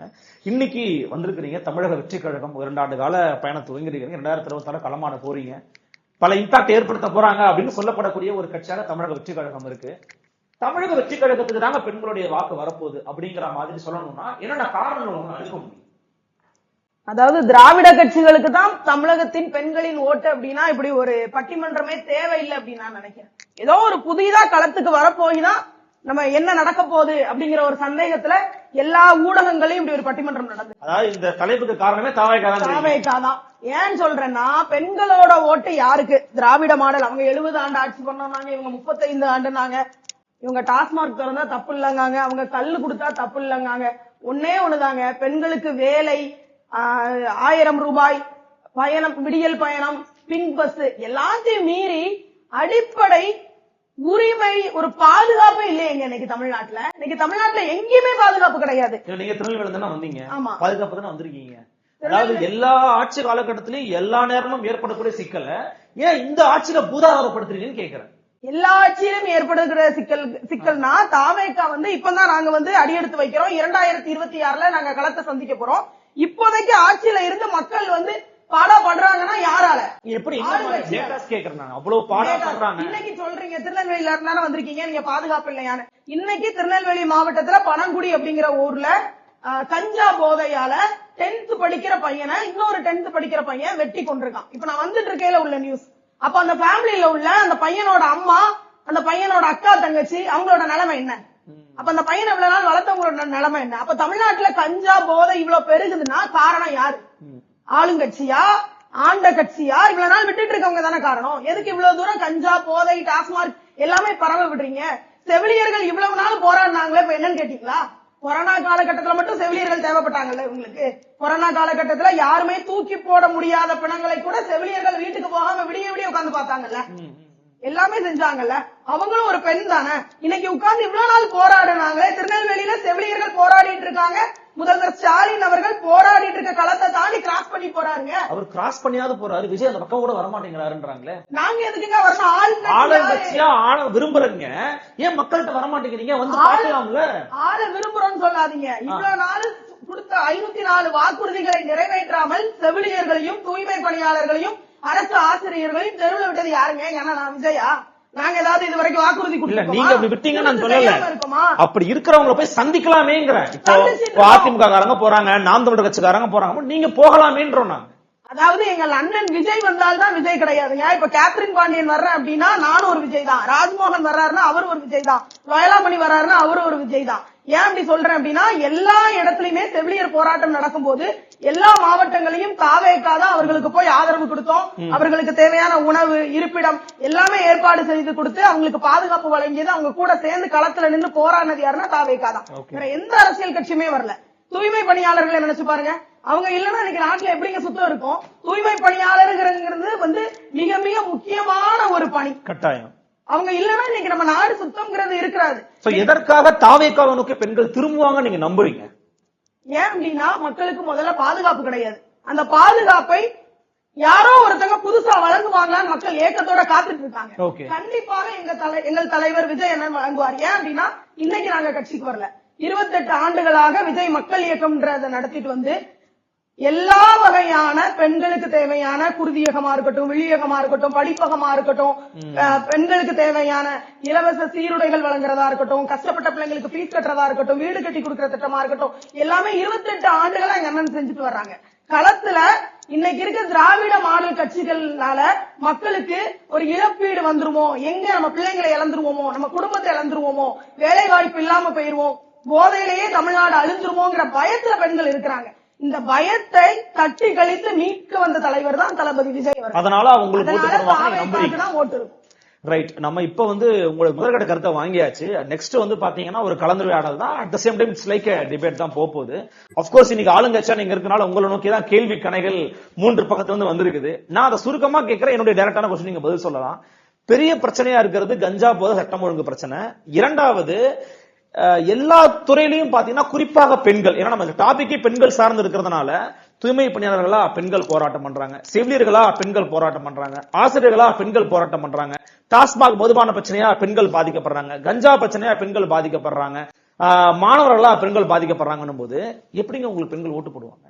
இல்ல இதுல மிக முக்கியமா நாங்க வாக்குறுதி கொடுத்தோமா அப்படின்னு கேத்ரின் பாண்டியன் கேக்குறாங்க. அப்ப வாக்குறுதி கொடுத்தாதான் நீங்க மக்களுக்காக சேவை செய்வீங்களா, மக்களுக்காக களத்துல இறங்குவீங்களா? அப்ப அது அந்த தேர்தல் வரும் நாங்கள் களத்திலே இறங்க மாட்டோம், பேசிக்கிட்டே இருப்போம். டிபேட் மேல வந்து டிபேட் பேசுவோம், இல்ல அவங்களுடைய தலைவர் வந்து கேரவன்ல ஏறி நின்னுட்டு குரல் எழுப்பி தொண்டை புடைக்க கத்துவார். அது மட்டும்தான் இவங்களோட அரசியல் களமா? அது ஒரு கேள்வி இருக்கா இல்லையா? அவங்கதான் ஆட்சியிலே இல்லையா? நீங்க தானே ஆட்சியில இருக்கீங்க. ஆட்சி அப்ப நீங்க இறங்கி போய் சரி பண்ணணும்ல. ஆட்சி வந்தாதான் நாங்க மக்களுக்காக திரும்பி பார்ப்போம் அப்படிங்கறது ஒரு சரியான நிலைப்பாடா? அரசியலில் செய்ய வேண்டிய வேலையா? முதல்ல அதை சொல்ல சொல்லுங்க. அது அவங்கள சொல்ல சொல்லுங்க. அது மாதிரி நிறைய விஷயங்கள். இப்போ கஞ்சாவை பத்தி ரொம்ப அக்கறையா பேசுறாங்க நாம் தமிழரும் சரி, விஜயோட கட்சியை சார்ந்தவர்களும். இவர்கள் கொள்கை எதிரின்னு சொல்லக்கூடிய அந்த பிஜேபி அல்லது நம்ம பக்கத்துல உட்கார்ந்து இருக்கக்கூடிய நம்முடைய பங்காளியான அதிமுக இப்போது கூட்டணியில் சேர வேண்டும் என்று துடித்துக் கொண்டிருக்கின்ற பிஜேபி அவர்கள் மிக சமீபத்தில் ஐநா சபையில போட்ட வாக்களிப்புல கஞ்சா என்பது போதைப் பொருள் இல்லை என்பதற்காக வாக்களித்திருக்கிறார்கள்ப்பா. இல்ல இது கஞ்சாங்கிறது போதைப் பொருள் இல்லைன்னு நம்முடைய ஒன்றியம் வாக்களித்திருக்கிறது, இந்தியா வாக்களித்திருக்கிறது. அப்ப இனிமே நீங்க கஞ்சாவை ஒரு குற்றமா சொல்ல முடியாது. அப்படி சொல்லக்கூடிய திராணி உங்களுக்கு இருக்குன்னா நீங்க குரல் எழுப்பணும். கொள்கை எதிரின்னு சொல்றாருல்ல, இந்த கொள்கை தப்புன்னு சொல்ல சொல்லுங்க. கஞ்சா என்பது போதைப் பொருள் தான் அப்படின்னு பிரதமரை நோக்கி பிஜேபி பிரதமர் IPM அப்படின்னு சொல்ல சொல்லுங்க. அவரை இப்ப அவர் சொன்னட்டும் சொல்லாம போட்டோம், அது இல்ல, அக்கறை இருக்குல்ல, திராவிட மாடல் ஆட்சிக்கு அக்கறை இருக்குல்ல. அதான் சொல்ற முதல்ல கேட்டுக்கோங்க. அவங்களை எல்லாம் பேச விட்டீங்கல்ல. இல்ல ஃபர்ஸ்ட் ரவுண்ட் எல்லாரும் பேச விட்டாச்சு, ரெண்டாவது வந்து இன்டர்ப்ட் பண்றதுதான். இந்த கஞ்சா வந்து இனிமேல் ஒரு குற்றமுள்ள பொருள் இல்லை, போதை பொருள் இல்லைங்கிற நிலைக்கு இந்தியா வந்தாச்சுங்கிறத முதல்ல புரிஞ்சுக்கோங்க. அடுத்தது என்ன சொல்ல வருவீங்கம்மா? எனக்கு புரியல. அப்ப கஞ்சாவை புழங்க விட்டுலான் இல்ல இல்ல இவங்க சொல்றாங்கல்ல, அப்ப கேள்வி கேட்கணும். நான் சொல்றது இந்திய மேடத்தை நான் முன்வைக்கிறேன். சதா மாநில உரிமை ரிப்பீட், சதா ஒன்றியம் ரிப்பீட், மாநில உரிமைன்றீங்களே. சரி, இந்தியாவை கூட உங்களுக்கு பிடிக்கல, விட்டுடுங்க பிஜேபி. மாநிலத்துக்குள்ள பார்டர் தாண்டி வந்த பிறகு யாருடைய கண்ட்ரோல்? போலீஸ் யார் கண்ட்ரோல்ல இருக்குது? ஜாபர் சாதிக் யாரு? மேற்கு மாவட்ட அயலக அணி. அத வந்து எதிர்கட்சி கண்டுபிடிக்கல, பிற கட்சிகள் கண்டுபிடிக்கல, இன்டர்நேஷனல் போலீஸ் கண்டுபிடிச்சு வந்துச்சு. அந்த பார்சல் எங்க இருந்து போச்சு? நீங்க கஞ்சா வந்து தினம் நேத்து முன்னாள் மெத்து இப்ப அக்கா எல்லாமே போதை சம்பந்தப்பட்ட பொருள்கள் தான்ப்பா. போதை சம்பந்தப்பட்ட அபினோ கஞ்சாவோ எல்லாமே தான் நான் சொல்றேன். பயிரிடுறாங்கப்பா. தேனி இல்ல, கம்பம் தேனி இல்லலாம். ஜீரோ கல்டிவேஷன் இன் தமிழ்நாடு. சுப்பிரமணியன் ஜீரோ கல்டிவேஷன் ஒரு சொட்டு தண்ணி கூட நிக்காதுன்னு சொன்னாங்களா, அந்த மாதிரிதான். ஒரு சொட்டு தண்ணி கூட நிக்காதுன்னு சொன்னாங்கல்ல, அந்த கதை மாதிரிதான் இந்த கதையை நீ கேட்டுட்டு போனோம். அம்பி மாமா கதைகள்லாம் நம்ம கேட்கணும். நான் என்ன சொல்றேன், இது வரைக்கும் நாங்க ஆட்சி பண்ணிருக்கோம் 31 வருடம். போதை இல்லாத மாநிலம் நாங்க சொல்லிருக்கோம். ஏன்னா போதையே இல்ல. நீங்க போதை இல்லாத மாநிலம் இரும்பு கரம் கொண்டு அடக்கணும் முதலமைச்சர் தான் சொல்றாரு. அப்ப இரும்பு கரம் கையில இருக்குங்க, அரசு இயந்திரம். அது என்ன பண்ணிட்டு இருக்கு? துருப்பிடிச்சு போயிருக்கா? நீங்க எதுக்கு எடுத்தாலும் குஜராத், எதுக்கு எடுத்தாலும் ஒன்றியம், எதுக்கு எடுத்தா அப்ப எதுக்கு நீங்க முதலமைச்சர்? உங்களுக்கு எதுக்கு ஆட்சி எங்க கையில கொடுத்துருங்க? வாரா வாரம் சென்னை கமிஷன் ஆபீஸ்ல வாரா வாரம் எவ்வளவு கஞ்சா பிடிக்கப்படுகிறது, எவ்வளவு மெத்து பிடிக்கப்படுகிறதுங்கிற டேட்டாவை தினந்தோறும் வெளியிடுறாங்க. நீங்க பாக்குறதுலயே எனக்கு தெரியாது. கோழி திருடனையே நீங்க 2 மணி நேரத்துல பிடிக்கிறீங்க, கார் திருடணும் 1 நாள்ல பிடிக்கிறீங்க, மாடு திருடணும்னா அரை நாள்ல பிடிக்கிறீங்க, கஞ்சா விக்கிறவங்க பிடிக்க முடியாது. விக்கிறவங்களே இவங்க ஆட்கள் பண்ணி வேற. நேத்து முன்னாள் சைதாப்பேட்டையில ஒருத்தனை கைது பண்ணாங்க, பெண் காவலருடைய கணவர்ன்றாங்க. நீங்க கள்ளச்சாராயம் எல்லாம் யார் ஏலத்துக்கு எடுத்தாங்க போய் கேட்டு பாருங்க. நான் தான் எதிர்கட்சி. பஞ்சாயத்துல ஏலம் விட்டதெல்லாம் திமுக காரங்க. வயிற்று போக்குனால இறந்து போனாங்கன்னு சொன்னது யாரு? கலெக்டர் வச்சுக்கிட்டு வசந்த கார்த்திகேயன். அடுக்கடுக்கான அதுக்கு மேல என்ன சொல்ல முடியும்? போதை ஒட்டிய குற்றச்சாட்டுகள் இருக்கு. எல்லாரும் சேர்ந்து பேசினா நான் பேச விடுங்க, நிதானமா பேச விடுங்க. ஏன்னா அப்பதான் தரவுகளை சொல்ல முடியும். அது மாதிரி நம்முடைய சகோதரி நாம் தமிழர் கட்சியில இருந்து வந்திருக்கிறவங்க சூழலியலை பற்றி ரொம்ப அக்கறையா பேசினாங்க. ஆனா மதுரையில டங்ஸ்டன் சுரங்கம்னு ஒண்ணு கொண்டு வர முயற்சித்தது ஒன்றியம். அப்போது யார் குரல் எழுப்பினா அதற்கு எதிராக? யார் குரல் எழுப்பி அதற்காக சட்டமன்றத்தில் தீர்மானத்தை உருவாக்கி அங்கே சென்று போராடி அதை நிறுத்தியது யார்? எங்களுடைய தலைவர் மட்டும்தான். சூழலியலை பற்றி எங்களுக்கு போராட்டம், அவங்களுக்கு வேற ஸ்கோப் இல்ல. அதுல மக்கள் தன்னெழுச்சி போராட்டம் என்றாலும் நீங்கள் அதை சொல்லிட்டு இருக்கீங்களா?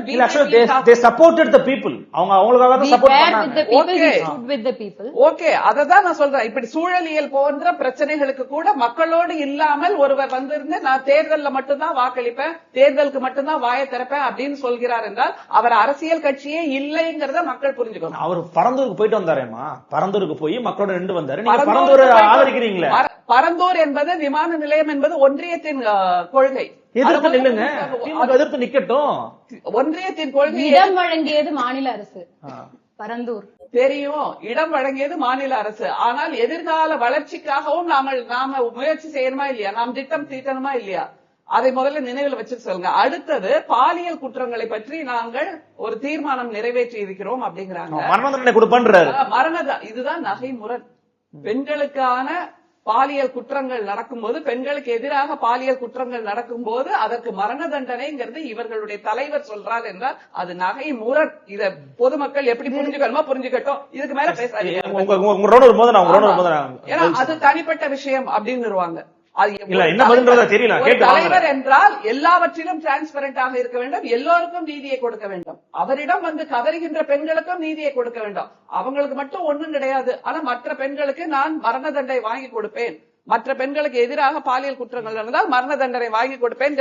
எப்படிப்பட்ட நகை முரண் என்பதை தமிழ்நாட்டு மக்கள் புரிந்து கொள்ள வேண்டும்.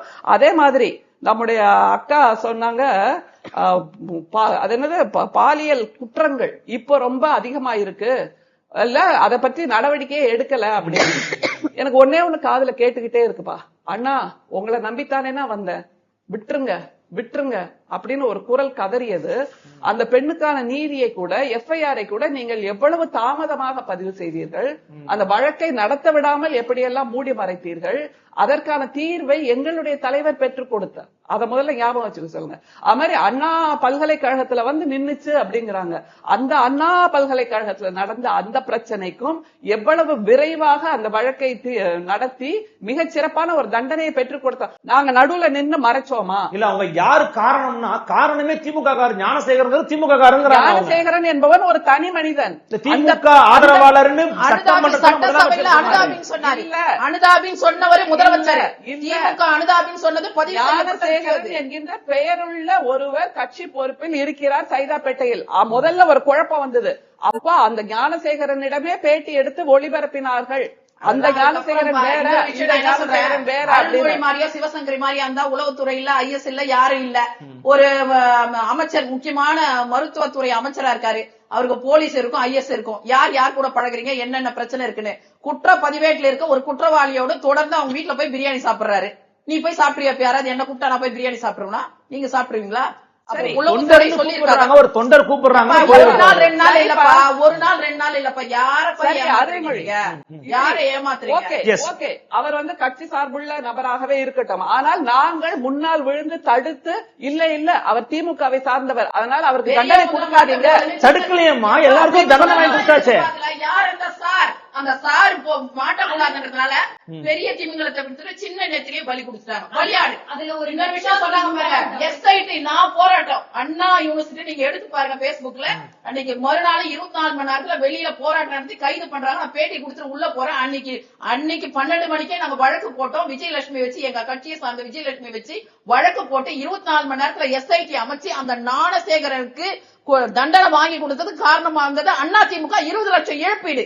எஸ்ஐடி போடலனா அந்த ஞானசேகரனும் வந்திருக்க மாட்டான். அவனுக்கு பின்னாடி இந்த சாரும் தெரியாம போயிருக்கு. டைம் கொடுப்போம். இவ்வளவு அக்கறையா பெண்களுக்காக போராடுறாங்கல்ல, அப்ப ஏன் பொள்ளாச்சி வழக்கப்போ போராடவே இல்ல? வாய் மூடி மௌனியா இருந்தாங்களே. சிவசங்கரி கூட வாயை திறக்கலையே. அப்ப என்னன்னா இன்னொரு விஷயம் என்னன்னா, நீங்க தொடர்ச்சியா நிறைய விஷயங்கள் அடுக்குறீங்க. இதுக்கெல்லாம் நாங்க பேசிருக்கோம் பான்னு. இப்ப ஸ்னோலின் அப்படிங்கிற பெண்ணோட வாயில தூத்துக்குடியில எடப்பாடி பழனிசாமி அவருடைய ஆட்சி காலகட்டத்துல சுட்டாங்க. ஆமா, அதுக்கு நீதி வேணும், நாங்க நீதியை வாங்கி கொடுத்துருவோம். அருணாச்சல கமிட்டி போட்டாச்சு இல்ல, அதுல நீங்க எடுத்த நடவடிக்கை என்ன? நீங்களே சொல்லுங்க. இந்த மாதிரியான பிரச்சனைகளுக்கு நடவடிக்கை எடுக்க வேண்டும் என்று நம்முடைய ஆளுநரிடம் கொண்டு கோரிக்கை கொடுத்தால், மனுவை கொடுத்தால், அவர் என்ன செய்யறாரு? அந்த மனுவெல்லாம் போட்டுட்டு அது மேல ஏறி உட்கார்ந்துடுறாரு. இப்ப இதுக்கு நடவடிக்கை எடுக்காததுக்கு ஆளுநர் தான். எங்களுடைய தலைவர் என்ன சொன்னார்? முதல்ல அதிமுக ஊழல் செய்திருக்கின்ற அதிமுக அமைச்சர்கள் மீதும் நாங்கள் நடவடிக்கை எடுப்போம் சொல்லிதானே வந்தோம். ஆனால் அதற்கான மனுவை கொடுக்கும் போது அந்த ஆளுநர் ஏறி உட்கார்ந்துக்கிறார்ல, அதை பத்தி ஏன் கேட்க மாட்டேங்கிறீங்க? டிவிஎஸ்சி இருக்கு, லஞ்ச ஊழல் ஒழிப்பு உங்ககிட்ட தான் இருக்குது. நீங்க பண்ணிருக்கலாமே, வேலுமணி மேல, தங்கமணி மேல பண்ணிருக்கலாமே. அதையெல்லாம் கண்டுபிடிச்சு கொடுத்ததானே குற்றச்சாட்டு. அதையெல்லாம் கண்டுபிடிச்சுதானே கொடுத்திருக்கோம். நடவடிக்கை எடுப்பதற்கு ஆளுநரின் ஒப்புதல் தேவையா இல்லையா? அதுதானே லீகல் ப்ரொசீஜர். அப்படிங்கும் போது அதற்கு கொடுக்காமல் இருக்கக்கூடிய பிஜேபிக்கு ஆதரவாக செயல்படக்கூடிய அல்லது நாக்பூரின் தலைமையகமாக சென்னையில் இருக்கக்கூடிய கிண்டி ஆளுநரை பற்றி நீங்கள் பேச வேண்டும். அதை தவிர மிக முக்கியமா இன்னும் 2-3 விஷயங்கள் இருக்கு. சகோதரி சிவசங்கரி அவர்கள் 31 வருஷமா நாங்க ஆண்டோம் அப்படிங்கிறாங்க. அப்படி ஆண்டு 31 வருஷமாக இவர்கள் நலத்திட்டங்களை எல்லாம் கொடுத்திருந்தார்கள் மகளிருக்கு அப்படின்னா ஏன் கடைசியில காணாம போனாங்க? எங்க காணாம போயிட்டோம்? சட்டசபையில உங்களுக்கு எதிர்க்க 75 சீட்டை வாங்கிட்டு பிரதான எதிர்க்கட்சியா உங்களை கேள்வி கேட்டு தெரிக்க விடுறோம். நீங்க லைவ கட் பேசட்டும். ஏன் காணாம போனாங்கன்னு எந்த அர்த்தத்துல கேக்குறேன்னா, பிஜேபி தான் எங்களுக்கு சகலமும் எதற்கெடுத்தாலும் இங்க இருந்து கிளம்பி டெல்லிக்கு ஓடுறது, இங்க இருந்து கிளம்பி ராஜாசிங்க வர வச்சு நாணயத்தெல்லாம் வெளியில ஆளுநர் தேநீரை புறக்கணிக்கல. உடனே ஆகாஷ் பாஸ்கரன் மேல ஐடி ரைடோ இடியும் வந்த பிறகு மறுநாள் போன வருஷம் எதுக்கு அவங்க புறக்கணிச்சாங்களா 3 வருஷம் ஆளுநர் தேநீர் விருத? ராஜாசிங் நாணயத்தை வெளியிடறதுக்கு முன்னாடி ஏன் ஆளுநர் தேநீர் விருதுக்கு போறாங்க? உங்களை மாதிரி ஒரே ஸ்டாண்ட், நாங்க மாத்தி ஸ்டாண்ட் எடுக்க மாட்டோம். நாங்க ஒரே ஸ்டாண்ட் எடுப்போம். வேணும்னா ஆளுநருடைய தேநீர் விருதுக்கு போவீங்க, வேணானா வேணாடுவீங்க, அப்புறம் ஒன்றியன்வீங்க, கருப்பு பலூன் விடுவீங்க, கோ பேக், வேணும்னா கம் பேக், கட்டி பிடிப்பீங்க, முத்த பிடிப்பீங்க. அந்த மாதிரி நாங்க கிடையாது. ஆமா, நாங்க இவ்வளவும் பண்ணுவோம், மாறி மாறி பண்ணுவோம். ஆனா இவங்க எல்லா நேரமும் கீழே விழுந்து கிடப்பாங்க.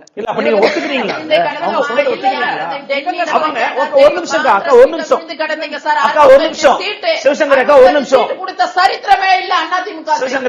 மந்திரி சபையில இடையும் வாங்கினது இல்ல. அலையன்ஸ்ல டைரக்டா இருக்காங்கன்னு நாங்க ஒத்துக்கிறாங்க. இது கொள்கை கூட்டணி எல்லாம் கிடையாது, நாங்க தேர்தலில் நிக்கிறோம்ன்றாங்க. நீங்கள் கொள்கை கூட்டணி இன்னைக்கு சொன்னாலுமே பிஜேபியோட அலையன்ஸ் வச்சு ஆட்சியகத்துல பங்கு வகித்த கட்சி தானே திமுக. வகித்தோம். எப்படி கௌரவமாக முதுகெலும்பை நிமிர்த்தி வைத்து நாங்கள் அப்ப பிஜேபி கிட்ட இந்துத்துவ கொள்கை இல்லையா? அப்ப பிஜேபி RSS இல்லையா? இல்ல. அந்த கூட்டணி ஆட்சி காலத்தில் வாஜ்பாயிடம் எங்களுடைய முத்தமிழர் கலைஞர் கேட்ட ஒரே கோரிக்கை, வேண்டுகோள் அல்லது கட்டளை என்னன்னா, நீங்கள் இந்துத்துவ கொள்கையை பேசக்கூடாது, ராமர் கோயிலை பற்றி வாயை திறக்கக்கூடாது. அந்த காலம் உங்களுக்கு வரலாறு தெரியும். ஒரு நிமிஷம், உங்களுக்கு வரலாறு தெரியும். அந்த காலகட்டத்துலதான் குஜராத் இனப்படுகொலை நடந்தது அப்படிங்கறது உங்களுடைய கனிவான நினைவுக்கு நான் தெரியப்படுத்த விரும்புறேன். வெண்ணிலா தாய்மானவன், நீங்க உங்க தலைவர் பெண்களுக்கு எதிராக ஏதாவது நடந்துச்சு அப்படின்னா மரண தண்டனையை கொடுப்பன்றது ஒரு சரியான ஒரு அணுகுமுறை கிடையாது அப்படின்னு சொல்றாங்க ஆளுங்கட்சியில் இருக்கிறவங்க. ஒண்ணு மரண தண்டனை வேணான்னு சொல்லணும், இல்ல வேண்டும்னு சொல்ல ஒரு நகை முரணா இருக்குது. அதே போல வளர்ச்சி திட்டங்களை பத்தி சிந்திக்கக்கூடிய ஆற்றல் இருக்கணும். குருட்டாம்போக்கள் எல்லாத்தையும் வேணா நிராகரிக்க கூடாதுங்கிற ஒரு பாயிண்ட் ஆஃப் வியூ வைக்கிறாங்க. எப்படி பாக்குறீங்க? குருட்டாம்போக்குல வைக்கிறாங்க அப்படிங்கறத நான் ஏத்துக்க மாட்டேன். இல்ல நீங்க உங்க அண்ணெல்லாம் ஃபைட்ல எல்லாம் போறீங்க வரீங்க, உங்களுக்கு ஃபிளைட் தேவைன்னும் போது இது எப்படி இருக்குன்னா, நீங்க சூழலியல் செயற்பாட்டாளரா இருக்கீங்க, நீங்க ஏன் இதுல பட்டன் எல்லாம் வச்சுக்கிறீங்க, ஏன் வாட்ச் கட்டுறீங்க, இந்த மாதிரி இருக்கு. அதாவது நடைமுறையில் எந்த மாதிரியான விஷயங்களை நம்ம ஒதுக்க முடியும், இவற்றையெல்லாம் நாம் தவிர்க்க முடியும். அதாவது டுவர்ட்ஸ் சஸ்டைனபிள் ஃபியூச்சர் அப்படிங்கும் போது ஒரு சில விஷயங்கள் நம்ம இப்ப இருக்க அந்த அர்பனைசேஷன் குளோபலைசேஷன்ல நம்ம தவிர்க்க முடியாது. வேற சில விஷயங்களை புதுசா நம்ம எடுத்துட்டு மேலும் மேலும் நம்மளுடைய சூழலியலை பாதிக்கக்கூடிய விஷயங்களை நம்ம தள்ளி வைக்கணும் அப்படிங்கறது தான் இதன் பின் இருக்க கருத்து. இது ஒரு எஜுகேட்டட் மைண்டுக்கு, ஒரு அறிவியல் சிந்தனை போக்கு உள்ள ஒரு மைண்டுக்கு இது ரொம்ப தெளிவாவே தெரியும். முதல்ல கஞ்சா பத்தின ஒரு கருத்து அக்கா ஆண்டாள் அவர்கள் எடுத்து வைத்தாங்க. அதுல எனக்கு ரொம்பவே வேடிக்கையா இருந்தது. சொல்ல போனா ஐம் வெரி ஷாக்ட். ஏன்னா அது ஒரு ஸ்கெட்யூல் 1 கண்ட்ரோல்டு சப்ஸ்டன்ஸ். ஒரு மெடிசனா அது பயன்படுத்தும் பொழுது இத்தனை %, அதாவது 1% கீழாகவும் அது ஒரு மருத்துவரின் கண்காணிப்பில் அது சம்டைம்ஸ் நர்வ்ஸ் காம் டவுன் பண்றதுக்கு பயன்படுத்துவாங்க, ஒரு அனஸ்தெட்டிக்கா பயன்படுத்துவாங்க, பெயின் ரிலீவரா பயன்படுத்துவாங்க. இது பல கண்ட்ரீஸ்ல பயன்படுத்திக்கிட்டு இருக்காங்க. இப்ப நீங்க பார்த்தா இப்ப தூக்க மருந்தே எடுத்துக்கிட்டீங்கன்னா ஒரு மெடிசினல் பிரிஸ்கிரிப்ஷனோட நீங்க தனிப்பட்ட முறையில போயிட்டு நீங்க ஓவர் த கவுண்டர்ல வாங்கி நீங்க போட முடியாது. இது மாதிரி எல்லாம் அது ஒரு மருந்து பொருள். அந்த மருந்து பொருளை ஒரு போதை பொருளாக எந்தவித ஒரு தடங்களும் இல்லாமல் பொதுமக்கள் கையில், குழந்தைகள் கையில், பள்ளி கல்லூரிகள்ல நீங்க கொண்டு போய் கையளிக்கிற ஒரு கட்டமைப்பை உறுதிப்படுத்தி வச்சிருக்கீங்க. நீங்க சொல்றத பார்த்தா திமுக போய் கொடுக்குற மாதிரி பேசுறீங்க. பண்ணப்படுது அப்படிங்கறது உண்மை. அதை அவங்க தடுக்கிறதுக்கு என்ன பண்ணிருக்காங்க அப்படிங்கறதா எங்க கேள்வி. அதற்கான பொறுப்பான பதில் அவர்களிடமிருந்து வர வேண்டும். அதற்கு இந்த மாதிரி பதில்கள் சொல்லி அவங்க தப்பிக்க முடியாது. அண்ட் ஒன்றிய பாஜக நோக்கி கேட்பீங்களான்னு கேக்குறாங்க. பிஜேபி நோக்கி கேளுங்க, பிஜேபி ஆளக்கூடிய மாநிலம் பத்தி கேளுங்க. காட்டுப்பள்ளியில அதானியோட துறைமுக விரிவாக்கம் அந்த திட்டம் செயல்படுத்தும் பொழுது அந்த திட்டத்தை முழு முதலா எதிர்த்து அங்க ஒரு பப்ளிக் ஹியரிங் வரைக்கும் வராமல் அது இன்னைக்கு வரைக்கும் வரவிடாம பண்ணி வச்சிருக்கிறது ஒரு முக்கிய பொறுப்பு நாம் தமிழர் கட்சிக்கு இருக்கு.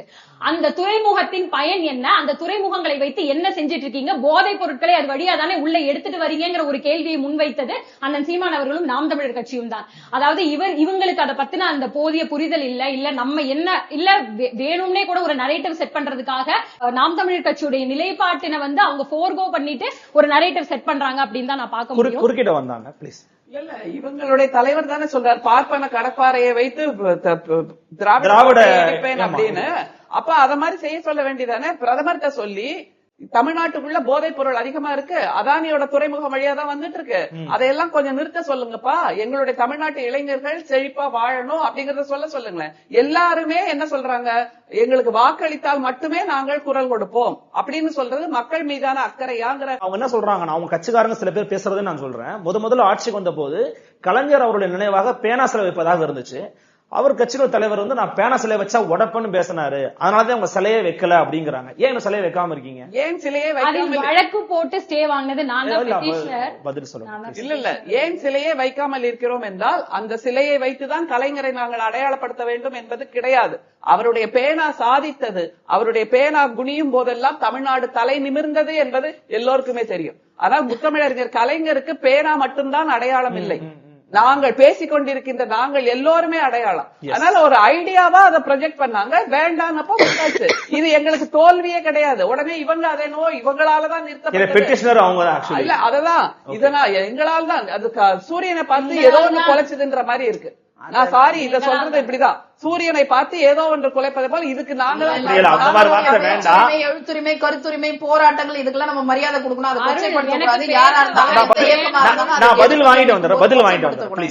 அதை தவிர இன்னொன்னு, தமிழ்நாடு என்பது எப்போதுமே அறிவின் மாநிலம், எழுத்தின் மாநிலம், எழுதுகோலின் மாநிலம், அதை இல்லாமல் ஆக்க வேண்டும் என்பதுதான் நாம் தமிழர் கட்சியின் ஒற்றை குறிக்கோளாக இருக்கு. அதனாலதான் அவர் என்ன தெரியுமா சொல்றாரு, அவர்களுடைய தலைவர் ஆடு மாடு மேய்த்து கொண்டிருந்த தமிழர்களை, இடைசாதி இந்துக்களை மீட்டெடுத்து அவர்களை கல்விமான்களாக, தொழிலதிபர்களாக வெளிநாட்டில் அவங்களை நோக்கி தாக்குதல் நடத்துறாங்க அவங்க. அதனால கேட்டு வர விஷயம் நான் சொல்லி முடிச்சிடறேன். வெளிநாட்டில் சென்று வெற்றிகரமாக வாழக்கூடிய தமிழர்களாக, இடைசாதி இந்துக்களாக மாற்றியது திராவிட முன்னேற்ற கழகம். அதை தப்பா கொண்டு போறாருன்றீங்க. அதை மீண்டும் புதைகுழிக்குள் கொண்டு செல்லுவேன். அங்க இந்த வெற்றி பெறுகின்ற இளைஞர்களை, கல்வி கற்கின்ற இளைஞர்களை நான் இல்லாமல் ஆக்குவேன். அவர்களை திரும்பவும் ஆடு மாடு மேய்க்கத்தான் அனுப்ப போறேங்கிறதா அவர்களுடைய அஜெண்டாவா இருக்கு. தவறான புரிதல். அதனால இவங்க பேசும்போது ரொம்ப ஒரு சொபிஸ்டிகேட்டட் லாங்குவேஜ்ல பேசுறாங்க. ஆனால் சொபிஸ்டிகேட்டட் லாங்குவேஜ் என்பது மட்டுமே சோறு போடாதுப்பா, சோறு போடாது. முதல்ல அதை ஞாபகம். உங்க தமிழே எனக்கு ரொம்ப பிடிக்கும், எல்லாரும் அது மட்டுமே சோறு போடாது. அப்போ கொள்கை ரீதியாக திட்டங்கள் வழியாக மீட்டெடுத்தது திராவிட முன்னேற்ற கழகம். அது ஆண்களாகட்டும் பெண்களாகட்டும் எல்லோரையும் மீட்டெடுத்திருக்கிறது. எனவே இல்லாமல் எனக்கு நான் நேரம் தரேன் ப்ளீஸ். அவங்க எழுத்த பத்தி சொன்னாங்க, எழுதுகோலை பத்தி சொன்னாங்க, கல்வியை பத்தி சொன்னாங்க. இவங்க போகும்போது உயர்கல்வி எவ்வளவு இருந்துச்சு? 31%. நாங்க வரும்போது என்ன 10 வருஷம் கழிச்சு வர வேண்டிய 52% நாங்க விட்டுட்டு வரோம். எத்தனை கலைக்கல்லூரிகள்? 101 கலைக்கல்லூரிகள், 24 பாலிடெக்னிக், 7 சட்டக்கல்லூரி, வேளாண் கல்லூரி, அடுத்த ஆராய்ச்சி கல்லூரிகள், மருத்துவக் கல்லூரி ஒரு வருஷத்துல 11, 17 மருத்துவக் கல்லூரி. நீங்க எங்களுக்கு அடுத்து ஆண்டன்னு சொல்றீங்களே, எத்தனை மருத்துவக் கல்லூரியை கொண்டு வந்தீங்க? கல்விக்காக 45,000 கோடி பட்ஜெட்ல ஒதுக்குனது அதிமுக இருக்கீங்க. நீட்டு வேண்டாங்க, தமிழர் நீட்டு விலைக்கு வாங்கி கொடுங்க கேளுங்க. அததான் நான் சொல்றேன். இப்ப இவங்க சொல்றாங்க பாரு, உங்க இவரு கேட்டாரா, அவரு கேட்டாரா, அவரு கேட்டாரா? நீங்க தானே மக்கள் கிட்ட போய் நான் நீட்டை ரத்து பண்ணுவேன், வெக்கம் மானம் சூடு சொன்னதா நீட்டை ரத்து பண்ணு, நீட்டை ரத்து பண்ணுனாரு. இன்னைக்கு போற இடத்துல எனக்கு அந்த மாதிரி லாங்குவேஜ் வராது. நான் போற இடத்துல எல்லாரும் என்ன கேக்குறாங்க, என்ன மேடம் அந்த உதயநிதி போற இடத்துல கல்ல வச்சுட்டு வெக்கம் மானம் சூடு சொன்னதா நீட்டை ரத்து பண்ணுனாரு. இவரை நம்பி 35 மாணவ மாணவிகள் இறந்து போனாங்களே, அந்த ஆத்மாக்களுக்கு என்ன பதில் சொல்ல போறாங்க? வெக்கமான சூடு சொன்னிருக்கான்னு என்ன கேட்க சொல்றாங்க. அவங்க சார்பா நான் கேக்குறேன், நீங்க எப்ப ரத்து பண்ண போறீங்க? அந்த ரகசியம் எப்ப வெளியே சொல்ல போறீங்க? 7.5% கொண்டு வந்தார்ல எடப்பாடியார், 10% ஆக்குங்க. ஏன் எய்டட் ஸ்கூலுக்கு கொடுங்க, கல்வி கட்டணம் உட்பட கொண்டு வந்திருக்கோம் நாங்க. நீங்க எல்லாத்தையும் நிறுத்திட்டு கல்விக்காக என்ன பண்ணீங்க? இப்ப நாமக்கல்ல ஒரு நகராட்சியில ஒரு பிரைமரி ஸ்கூல தரம் இல்லாம கட்டி கோர்ட்ல நிலுவையில் இருக்கு, அந்த குழந்தைங்க தள்ள விழ போகுதுன்னு. கழிவறைகள் சுத்தம் பண்ணாத பள்ளி அறைகளும் மெயின்டெனன்ஸ் இல்லாத இவங்க வந்த உடனே 3 மருத்துவக் கல்லூரி லைசன்ஸ் ரத்து பண்ணாங்க. நீங்க இத கேக்குறீங்க, கேமரா ஒர்க் ஆகலன்னு ரத்து பண்றாங்க. நான் அதை புரிஞ்சுக்கிறேன். ஆனா கல்விக்கு நிதியே கொடுக்காம தொடர்ச்சியா தமிழ்நாடு போன்ற பல மாநிலங்களை வஞ்சிக்குது. நீங்க பிஜேபி எதிர்த்து ஒரு வார்த்தை கேளுங்களேன், பேசுங்களேன். நீங்க 40 MP வச்சுட்டாங்க வந்து பிக்சர் சாப்பிட்டு இருப்பீங்க. நாங்க கண்டிக்க வேண்டிய விதத்துல கண்டிக்கிறோம். நீங்க 40 நாங்க வந்து கூட்டணியில இருக்கீங்க. நாங்க மந்திரி சபை வாங்கலையே, நாங்க என்ன ஒட்டி பிறந்த ரெட்ட குழந்தைங்களா? இல்ல ஒன்னாவே இருக்கிறோம் 25 வருஷம். அவங்களும் அப்படி இல்ல, போன முறை சேரவே மாட்டேன்னு தீர்மானம் பண்ணோம். இப்ப இவங்களை ஒழிக்கணும்ன்றதுனால கை கோத்திருக்கோம், இவங்களை ஒழிக்கணும்ன்றதுனால கை கோத்திருக்கோம். யோசிச்சு பாருங்க, நீங்க 40 பேர் MP வாங்கிட்டு அங்க மிக்சர் காஃபி எல்லாம் சாப்பிட்டுட்டு வருவீங்க. அப்புறம் நீங்க கேள்வி எதுக்கு 40 MP? எதுக்கு உங்களுக்கு மந்திரி சபை? எதுக்கு முதலமைச்சர்? அதிகாரத்தை எங்ககிட்ட கொடுங்க, நாங்க பாத்துக்கிறோம்.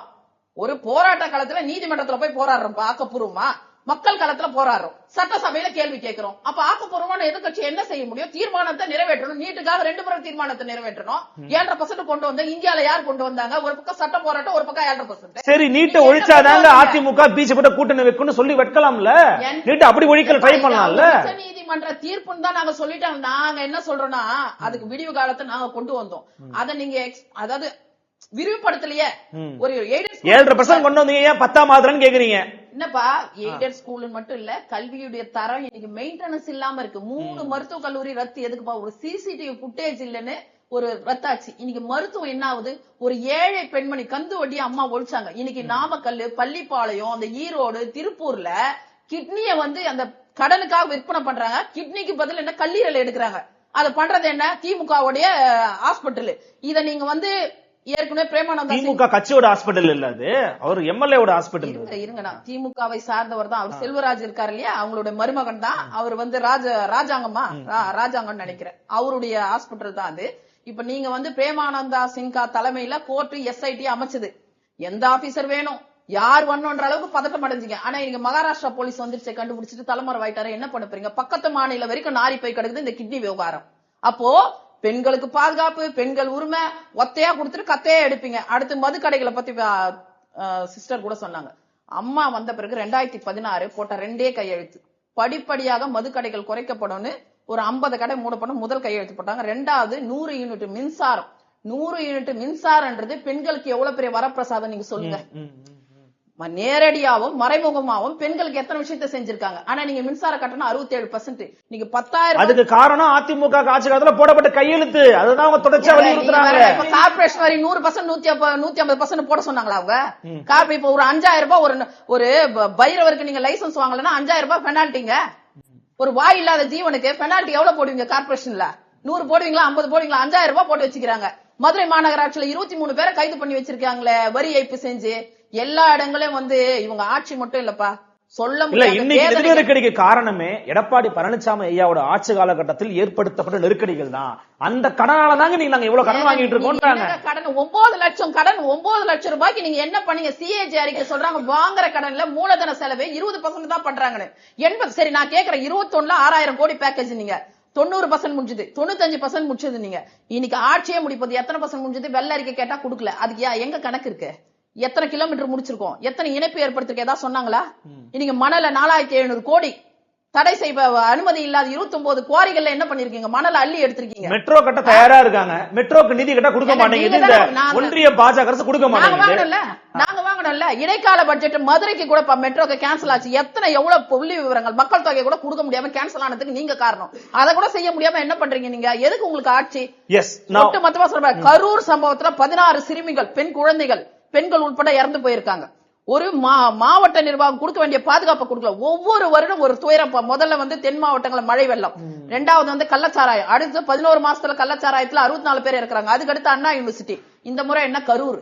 அப்போ கொத்தா 40 பேர் 60 பேர் இந்த ஆட்சியில இருக்கிறாங்க. குற்றங்களே இல்லாத மாநிலம் கிடையாது, குற்றங்களே இல்லாத நாடுகளும் கிடையாது, குற்றங்களே இல்லைன்னா போலீஸும் கிடையாது. ஏதோ ஒண்ணு நடக்கிறது போய் இன்னைக்கு 100 நடக்குது. நீங்க ஒன்ன பத்தி பேசுறீங்க, பொள்ளாச்சியை பத்தி. இன்னைக்கு தமிழ்நாடு முழுக்க பாலியல் வன்கொடுமை அதிகரிச்சிருக்கா இல்லையா? 9 வழக்குகள் சிபிஐக்கு எஸ்ஐடிக்கும் கோர்ட் போட்டு நம்பிக்கை இல்லாம இந்த அரசு மேல நம்பிக்கை இல்ல. நான் உங்கள்கிட்ட வரேன். கேத்ரின் பாண்டியன் 2 பேரும் பேசி இருக்கிறாங்க. அட் த சேம் டைம் உங்க மேல இருக்கக்கூடிய குற்றச்சாட்டு அப்படிங்கிறது, உங்க தலைவர் வருவாரு, மேடையில ஏறுவாரு, தொண்டை புடைக்க கத்துவாரு, அப்புறமா போயிருவாரு, ஸ்பாட்டுக்கே வர்றது கிடையாது. கள அரசியல் இல்லாத ஒருவர் களத்துல இல்லாதவங்களை பத்தி பேச மாட்டேன்னு சொல்றது ஒரு நகைச்சுவையா இருக்குது அப்படின்னு சொல்றாங்க. உங்களுடைய பார்வை? எனக்குதான் திமுகவை பார்த்தா நகைச்சுவையா இருக்கு. ஏன்னா களத்துல இருந்து ஆட்சியில இருக்கிறவங்க பரந்தூர் விமான நிலைய மக்கள் போராடிட்டு இருந்தாங்களே போனாங்களா? வேங்கை வயல்ல மக்கள் பாதிக்கப்பட்டாங்களே போனாங்களா? கள்ளச்சாராயத்துல மக்கள் இறந்து போனாங்களே போனாரா? தினம் பாலியல் வன்கொடுமையும் பெண்களுக்கு எதிரான அத்தனை கொடுமை நாட்டுல அதிகரிச்சு கிடக்கு. எதையாவது கேக்குறாங்களா? கனிமொழி அக்கா சொன்னாங்க விதவைகளே இல்லாத நாட்டை நாங்கள் உருவாக்குவோம் அப்படின்னு. எங்க போனாங்க கனிமொழி அக்கா? அவங்க அண்ணா என்ன ஆனாங்கன்னு எனக்கு தெரியல. இரும்பு கரம் கொண்டு அடக்குவோம் நாங்க. இரும்பு கரத்தை பழைய கடையில இரும்பு கடையில போட்டு வித்துட்டாங்களான்னு தெரியல. இல்ல தாவேக்கால இருந்து தேடி எதுவும் வாங்கி கொடுக்கணுமா புதிய இரும்பு கரம்னு தெரியல. கருணாநிதியின் ஆசி பெற்ற சின்னம் தாமரை சொன்னது யாரு? திமுகவின் ஆசி பெற்ற சின்னம் தாமரை. தாமரைக்கு வாக்களிப்பேர்னு ஒரு காலத்துல ஓட்டு வாங்கினவங்க தானே திமுக காரங்க. மோடியை போய் மீட் பண்ணிட்டு வந்ததானே விஜய். மோடியை போய் யார் மீட் பண்ணா? திரு விஜய் மீட் பண்ணிருக்காங்க இல்லையா? அரசியல் கட்சி ஆரம்பிச்சோட மீட் பண்ணிருக்காரா இல்லையா? அவரு மோடியை மீட் பண்ணிருக்காரா இல்லையா? எப்ப மீட் பண்ணாங்க? அரசியல் கட்சி துவங்குவதற்கு முன்பாக மோடி சந்தித்திருக்கிறார் திரு விஜய். அதுக்கான போட்டோஸ் வெளியில வந்திருக்குது. அரசியல் கட்சிக்கு தொடங்குறதுக்கு முன்னாடி அவர் ஒரு நடிகரா சந்தித்திருக்கலாமே. இல்ல அப்பயும் ஒரு அரசியல் பிரமுகராவோ அரசியல்வாதி அவர் சந்திக்கலையே. இன்னைக்கு எங்களோட அரசியல் எதிரி திமுக, கொள்கை எதிரி பாஜகங்கிறத நாங்க வந்து ரொம்ப கடுமையான நிலைப்பாடோட இருக்கோம். நாங்க அதுல மாறுறதா இருக்கு. ஆனா பிஜேபி திருப்பரங்குன்றத்துல பத்தி எரியுது. பிஜேபி எதிர்த்து ஒரு வார்த்தை கூட உங்கள்ட்ட இருந்து வரலையே. உங்க நிலைப்பாடு நீங்க தெரிவிக்கலையே. அவங்க ஒரு ஸ்டாண்ட் எடுக்கிறாங்க, திமுக ஒரு ஸ்டாண்ட் எடுக்கிறாங்க, நாம் தமிழர் ஒரு ஸ்டாண்ட்ல இருக்கு. உங்க ஸ்டாண்ட் என்ன? அதாவது சிறுபான்மையினர் மக்கள் அப்படிங்கிறவங்களுக்கு வந்து தாவேகா தலைவர் விஜய் அவர்களை பத்தி நன்றாக தெரியும். சிறுபான்மையினர் மக்களுக்கு எப்பவுமே வந்து உறுதுணையா இருக்கிறவர் தாவேகா. விஜய் மக்கள் இயக்கமா இருக்கட்டும், ரசிகர் மன்றமா இருக்கட்டும், ஆரம்பத்துல இருந்து தங்கை ஸ்னோலின் இறந்ததை சொன்னீங்க தூத்துக்குடியில. ஸ்னோலின் இறந்த உடனே வீட்டுக்கு போய் அவங்க அம்மாவுக்கு ஆறுதல் தெரிவிச்சவர் வந்து அப்ப நடிகரா இருந்த எங்கள் அண்ணன் விஜய் அவர்கள் தான். இன்னைக்கு திருப்பரங்குன்றத்துல மதுரையில உள்ள மக்கள் ரொம்ப ஒற்றுமையா இருந்தாங்க.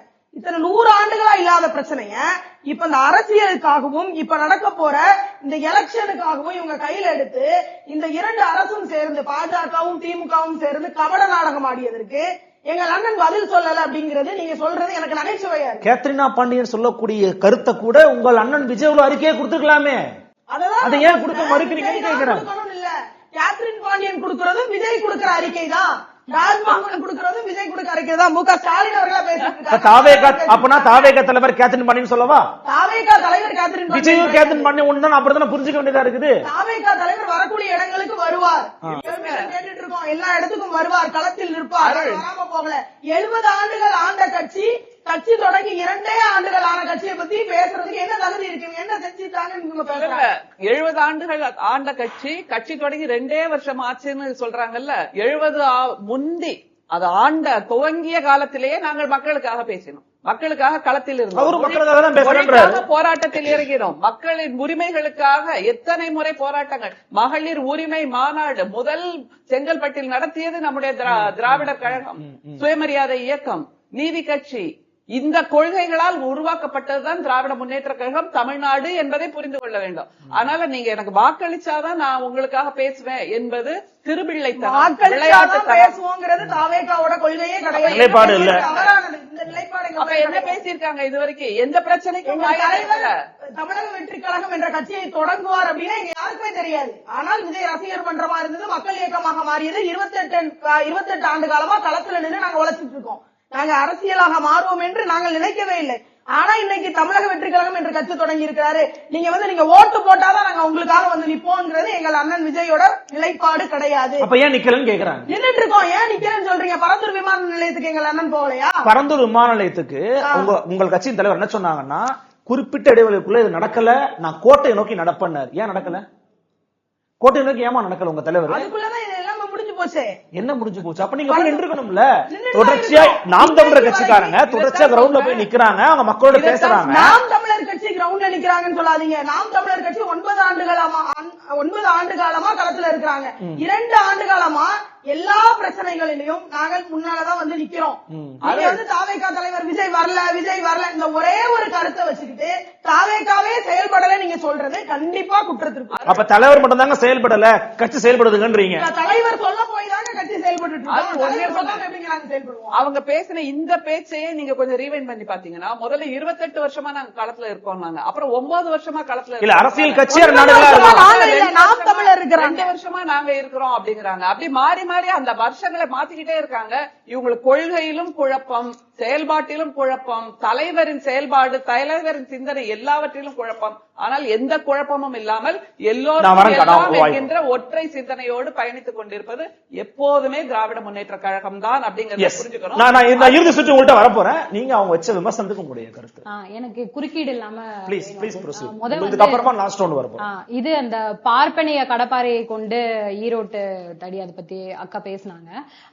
அண்ணன் சீமான் பேசினார், அதனாலதான் அக்கா பேசுறாங்க. அதை மேற்கோள் காட்டினாங்க. அது என்னென்ன விளக்குற பார்ப்பனியத்தை எதிர்க்கிறோம், சனாதன தர்மம், மனுஸ்மிருதி கோரும் பெண் அடிமைத்தனம், அதுக்கப்புறம் சமூக நீதியற்ற சிந்தனை, வர்ணாசிரம தர்மங்கள், இவற்றை எதிர்க்கிறோம். பார்ப்பனர்கள் மீது நாங்கள் வெறுப்பு காட்டுவதில்லை. அவர் பாரதியார் என்னும் சமூக நீதி பேசியவர் தமிழுக்காக, தமிழ் வளர்த்தெடுப்பதற்காக தன்னுடைய ஆயுளை அதற்கு கொடுத்தவர். பெண் விடுதலையை நோக்கி ஒரு ரொம்ப தொலைதூர பார்வையை வந்து அந்த ஒரு காலகட்டத்திலேயே ப்ரீ இண்டிபெண்டன்ஸ் ஏராலேயே முன்வைத்த ஒருத்தர். அப்படிப்பட்ட ஒரு பார்ப்பனரை தமிழராக ஏற்றுக்கொண்டு அவருக்காக பேசப்பட்ட கருத்து தான் அது. அதாவது எவ்வளவு தூரம் ஐடியாலஜிக்கலி ரொம்ப டிட்டாச்சா டிஎம்கே இருக்காங்க அப்படிங்கிறதுக்கு இது ஒரு முன்னுதாரணம். நீங்க வந்து பார்ப்பனர்களை எதிர்க்கும், தமிழனுடைய மரபணுல பார்ப்பனியத்தை எதிர்க்கும், பார்ப்பனிய அடிமைத்தனத்தை எதிர்க்கும் அந்த மரபணுவை பயன்படுத்தி கொண்டு இந்த மண்ணில வந்து நீங்க சமூக நீதினு ஒரு கருத்தை இத்தனை ஆண்டுகளாக விதைத்துட்டு வந்தீங்க. ஆனால் ஒடுக்கப்பட்ட சமூகங்கள் மீண்டெழுந்துட்டாங்களா? ஒடுக்கப்பட்ட சமூகத்தில் இருக்கும் பெண்கள் மீண்டெழுந்துட்டாங்களா? பெண் விடுதலை முழுமையாக சாத்தியப்பட்டு விட்டதா? 2021 13 பேரு 234 தொகுதியில 13 பெண்கள் அவங்க நிறுத்திட்டாங்க. நாங்க 50% இப்ப அட்மினிஸ்ட்ரேஷன் வரைக்கும் கொண்டு வந்திருக்கோம். 50% ட்ரஸ்ட் மீ அருள் அட்மினிஸ்ட்ரேஷன் வரைக்கும் கொண்டு வந்திருக்கோம். பாலிசி டிசிஷன் மேக்கர்ஸ் ஆக நாம் தமிழர் கட்சியில் பெண்கள் பணியமர்த்தப்பட்டிருக்கிறார்கள், நான் உட்பட. அதிமுக 15 பெண்கள் அவங்க 2021 காசு பண்ணது இப்ப வரைக்கும் அவங்களால அதை அச்சீவ் பண்ண முடியல. 33% டீலிமிட்டேஷனோட 230 சாத்தியப்படுமான்னு கேட்டுட்டு இருக்கும் பொழுது உங்களுக்கு இத்தனை ஆண்டு காலம் நட போடுறோம் நாங்க சமூக நீதியோட பெண் விடுதலையோட நீங்க சொல்றீங்கல்ல, ஏன் உங்களால 50% சாத்தியப்படுத்த முடியல? உங்ககிட்ட 50% பெண்கள் இல்லையா? அரசியல் படுத்தவில்லையா? நீங்க சொன்னது போல் நெப்போட்டிசம் சார்ந்த பெண்கள் அவர்களையுமே கைப்பாவைகளாக கைவுமைகளாக உள்ள வைத்துக் கொண்டு இவங்க வந்து எந்த அடிப்படையில ஐடியாலஜில ரொம்ப விலகி போயிட்டாங்க. இப்ப எனக்கு என்ன அப்படின்னா, ஒரு பக்கம் திமுக அதிமுக திராவிட ஐடியாலஜி அதை முன் வச்சு ஒரு வீட்டோட கட்டமைப்புல ஓய்வு பெற்ற ஒரு பெரியவர் இருப்பாங்க. அவங்க மார்க் சொல்லுவாரு, ஒரு ஐடியாலஜி வந்து தன்னைத்தானே ஒரு காலத்திற்கு ஏற்ப தகவமைத்துக் கொள்ளாவிடில் அந்த ஐடியாலஜி வந்து நிலைக்காது அப்படின்னு சொல்லிட்டு அது போலதான் இது. ஒரு வீட்டுல வந்து ஒரு பெரியவங்க வந்து ஓய்வு பெற்ற நிலையில இருக்கிறவங்க என்ன பண்ணுவாங்கன்னா, அடுத்த தலைமுறைக்கு ஒரு இவால்வ் ஆன ஒரு தலைமுறைக்கு பரிணாம வளர்ச்சி அடைந்த ஒரு தலைமுறைக்கு வழி விட்டுட்டு அவங்க வந்து ஒதுங்கிப்பாங்க. அந்த மாதிரி இது. ஆனால் திமுக அதிமுக வழி விட்டு உங்களுக்கு வழி விடணும்னு நான் சொல்றேன். வெயிட் பண்றாங்களே, அததான் நான் சொல்ல வந்தேன். அதாவது இப்ப கொள்கை இதுதான் அப்படின்னு ஒரு ஐடியாலஜி ரொம்ப முக்கியம். ஒரு அரசியல் கட்சிக்கு ஐடியாலஜி ரொம்ப முக்கியம். நீங்க சென்ட்ரிஸ்ட் பாலிடிக்ஸ் இப்ப மையம்னு சொல்லி வந்தாங்க. சென்ட்ரிசம் அப்படின்னு ஒண்ணு கிடையாது. நான் பையஸ்ட் நிலைப்பாடுன்னு ஒண்ணு அரசியல்ல கிடையவே கிடையாது. நீங்க ஒரு அநீதிக்கு எதிராக குரல் எழுப்பவில்லை என்றால் நீங்க வந்து அந்த அநீதியை இழைப்பவர்களுக்கு துணை போகிறீங்கிறது தான் சாத்தியமான உண்மை. அதான் அவங்க உங்க மேல சொல்றாங்க, பிஜேபி எதிர்க்கிற நாங்கெல்லாம் ஒரே நிலையில் நிக்கிறோம், நீங்க பிஜேபி எதிர்க்கிற என்ன எதிர்க்கிறேன்னு பிஜேபிக்கு ஆதரவா போறீங்கன்றாங்க. பிஜேபியை நாங்கள் எதிர்க்கவில்லைன்னு இவங்க சொன்னாங்கன்னா அவங்க நரேட்டிவ் செட் பண்றாங்க. பிஜேபியை நாங்க எங்கெல்லாம் எதிர்த்தோம், களம் கண்டிருக்கோம், அதனால் வழக்கு வாங்கி இருக்கிறோம். சிஏஏ அக்காவுக்கு நான் அனுப்பி விடுறேன். அதாவது அவர்களுடைய பாலிசி டெசிஷன்ல இருந்து, அவர்களுடைய செயற்பாட்டு திட்டங்களில் இருந்து, அவர்களுடைய ஐடியாலஜிக்கல் சிக்கல்களில் இருந்து எல்லாத்தையும் அட்ரஸ் பண்றவங்க, அதை உடைக்கக்கூடிய ஒரு கடப்பாறையாவே நாங்க தான் செயல்பட்டு இருக்கோம். நாங்க என்ன சொல்ல வரோம், நீங்க எங்களுக்கு தேவையில்லை பாஜகவை எதிர்க்கிறதுக்கு. நாங்கள் எங்களுடைய பாலிசிகளும் எங்களுடைய கோட்பாடு கொள்கையுமே போதுமானதுன்னு நாங்க சொல்றோம். அதற்கான முன்னகர்வுகளை நாங்க ஆல்மோஸ்ட் பிஜேபி கிட்ட டிஎம்கே எங்க காம்ப்ரமைஸ் ஆனாங்கன்னு நீங்க சொல்றீங்க. வேற ஆர் தி காம்ப்ரமைஸ் சிச்சுவேஷன்ஸ்? அதாவது நீங்க இப்ப என்இபி இருக்குல்ல, take for example national education policy எடுத்தீங்கன்னா அதனுடைய செயல் திட்டங்களையே ஒரு மீள் உருவாக்கம் செய்து வேற மாதிரி அவங்க வந்து இங்க வந்து கடத்துவாங்க. சிஏஏல பாத்தீங்கன்னா வாக்கு செலுத்தும் இடத்தில் அவர்கள் இல்லை, எம்பிசி யாருமே இல்ல, உங்களுக்கு அது தெரியும். சோ இது போன்று நம்ம அடுக்கிக்கிட்டே போலாம். இப்ப வந்து எப்படி சொல்றாங்க, ஒரு பின்வழியை திறந்து விட்டு அவங்க வந்து அதை உள்ள இது பண்ணுவாங்க. அதாவது ஆட்சியிலே வராத நாம் தமிழர் கட்சி கிட்ட நீங்க ஏன் போயிட்டு அங்க பிஜேபியில போய் அதை கேட்க கூடாது அப்படின்னு ஒண்ணு சொல்றாங்க. இப்ப நடுவுல ஒரு குத்துக்கள் மாதிரி ஆளுநர் ஒருத்தரை வச்சிருக்காங்க எல்லாத்துக்கும் அவர் மேல பழி போடுறதுக்கு. நீங்க ஒரு தேநீர் விருந்துக்கும் இதுக்கும் அதுக்கும் எல்லாவற்றிற்கும் நீங்களும் உங்களுடைய எம்பிகளும் இது பாஜகவின் ஆளுமைகளை சென்று சந்திக்க முடிகிறது. பிரதம மந்திரியை நீங்க சந்திப்பீங்க, நீங்க வந்து ஹோம் மினிஸ்டர் சந்திப்பீங்க, எல்லாம் இருக்கும் பொழுது உங்களால் ஏன் இந்த மாதிரி விஷயங்களை அடுத்த கட்டத்துக்கு நகர்த்த முடியவில்லை? இது வந்து ஒரு ஆளும் கட்சி கிட்ட வைக்கப்படுகிற அடிப்படை கேள்வி. அப்படி இருக்கும் பொழுது நீங்க என்ன பேசிஸ்ல இவங்க இந்த நரேட்டிவ் திரும்ப திரும்ப செப்பீங்க? என்ன பொறுத்த வரைக்கும் இந்த நரேட்டிவ் வந்து ரொம்ப புளிச்சு போச்சு. இல்ல நீங்க ஆடு மாடு மேய்க்கிறது, அதுக்கப்புறம் மற்ற விஷயங்களை பண்றது. ஆடு மாடு மேய்க்கிறது வந்துட்டு ஒரு பிற்போக்கான சிந்தனை அப்படின்னா, நீடித்த நிலைத்த பொருளாதாரம் அப்படிங்கிற ஒரு சஸ்டைனபிள் எக்கானமி பத்தின எந்த ஒரு சிந்தனையும் இவங்களுக்கு இல்லங்கிறது தான். காந்தியன் எக்கானமின்னு இருக்கு. ஜேசி குமரப்பா அவருடைய சஸ்டைனபிள் எக்கானமி நீங்க எடுத்து பாத்தீங்கன்னா, இப்ப போர் சூழல் எல்லாம் நீங்க பாப்பீங்க. ஒவ்வொரு கண்ட்ரி என்ன மாதிரி தத்தளிச்சு போகுது, ஒவ்வொரு ரிசோர்சஸ் வந்து பங்கீடில் வந்து எந்த கண்ட்ரி ஸ்தம்பிச்சு போகுது, வல்லாதிக்க நாடுகள் வந்து தங்களுடைய ஆதிக்கத்தை எப்படி வந்து இந்த மாதிரி ரிசோர்சஸ் நிறைந்து இருக்கிற ஒரு பின்தங்கிய நாடுகளின் மீது தங்களுடைய வல்லாதிக்கத்தை செலுத்துறாங்கிறத நீங்க பாக்குறீங்க. இதுக்கு பேரு சஸ்டைனபிள் எக்கானமி கிடையாது. ஒரு நீண்ட நெடிய பொருளாதாரத்தை நோக்கி போகும் பொழுது, நான் சொபிஸ்டிகேட்டட் லாங்குவேஜ் சொன்னாங்க. சொபிஸ்டிகேட்டட் லாங்குவேஜ்ல நாங்கள் பேசுவது அறிவியல், சயின்ஸ், அனிமல் ஹஸ்பண்டரிங்கிறது தான் ஆடு மாடு மேய்த்தல், டெய்ரி ஃபார்மிங்கிறது தான். நீங்க வந்து படிச்சுட்டு இருக்க பசங்களை போய் ஆடு மாடு மேய்க்க சொல்றாருன்றாரு. படிச்சுக்கிட்டு இருக்கிற பசங்கள்ல திரு சீமான் அவர்கள் ஆடு மாடு மேய்ங்க. அது அகைன் a narrative. அதாவது அனிமல் ஹஸ்பண்டரி நீ படித்து விட்டு வந்தால் உனக்கு வந்து அரசு வேலைங்கிறத நம்ம ப்ராமிஸ் பண்றது. வேளாண்மை அரசு பணியாக மாத்த போறீங்க. எஸ், அததான் நம்ம சொல்றோம். நீ ஃபார்மிங், கன்வென்ஷனல் அக்ரிகல்ச்சர் படிச்சிட்டு வா, அல்டர்னேட் ஃபார்மிங் படிச்சிட்டு வா, டெய்ரி ஃபார்மிங் படிச்சிட்டு வா, அனிமல் ஹஸ்பண்டரி படிச்சிட்டு வா, அனைத்து துறைகளிலும் உன்னை மேம்படுத்தி கொண்டு வா. உனக்கான அரசு வேலை ஒரு சஸ்டைனபிள் எக்கானமில காத்துட்டு இருக்குன்னு நம்ம சொல்றோம். இத மாத்தி பேசுறாங்கன்னா அதற்கான சிந்தனை போக்கு அவங்களுக்கு சரியா இல்ல. அவங்க இன்னுமே படிச்சுக்கணும், மேம்பட்டுக்கணும். சொன்னது மாதிரி ஒரு வீட்டுல ரிட்டையர்டா இருக்காங்கல்ல, அப்ப அவங்களால அதை ப்ராசஸ் பண்றது சிரமம் தான். சோ ஒரு அடுத்து வர ஒரு தலைமுறைக்கு இது புரியும். இப்ப நியூசிலாந்து போன்ற ரொம்ப சிறப்பான, உங்களுக்கு தெரியும், ரொம்ப சிறப்பா இருந்துகிட்டு இருக்க பின்லாந்து போன்ற இந்த அமைப்புகள் எல்லா இடத்துலயும் ஃபார்மிங் எக்கானமியை பேஸ் பண்ணி அது போய்கிட்டு இருக்கு. டைரி ஃபார்மிங் நோக்கி அது போய்கிட்டு இருக்கு. அவங்க எல்லாம் சஸ்டைனபிளா இருந்துட்டு இருக்காங்க. They are all very happy countries.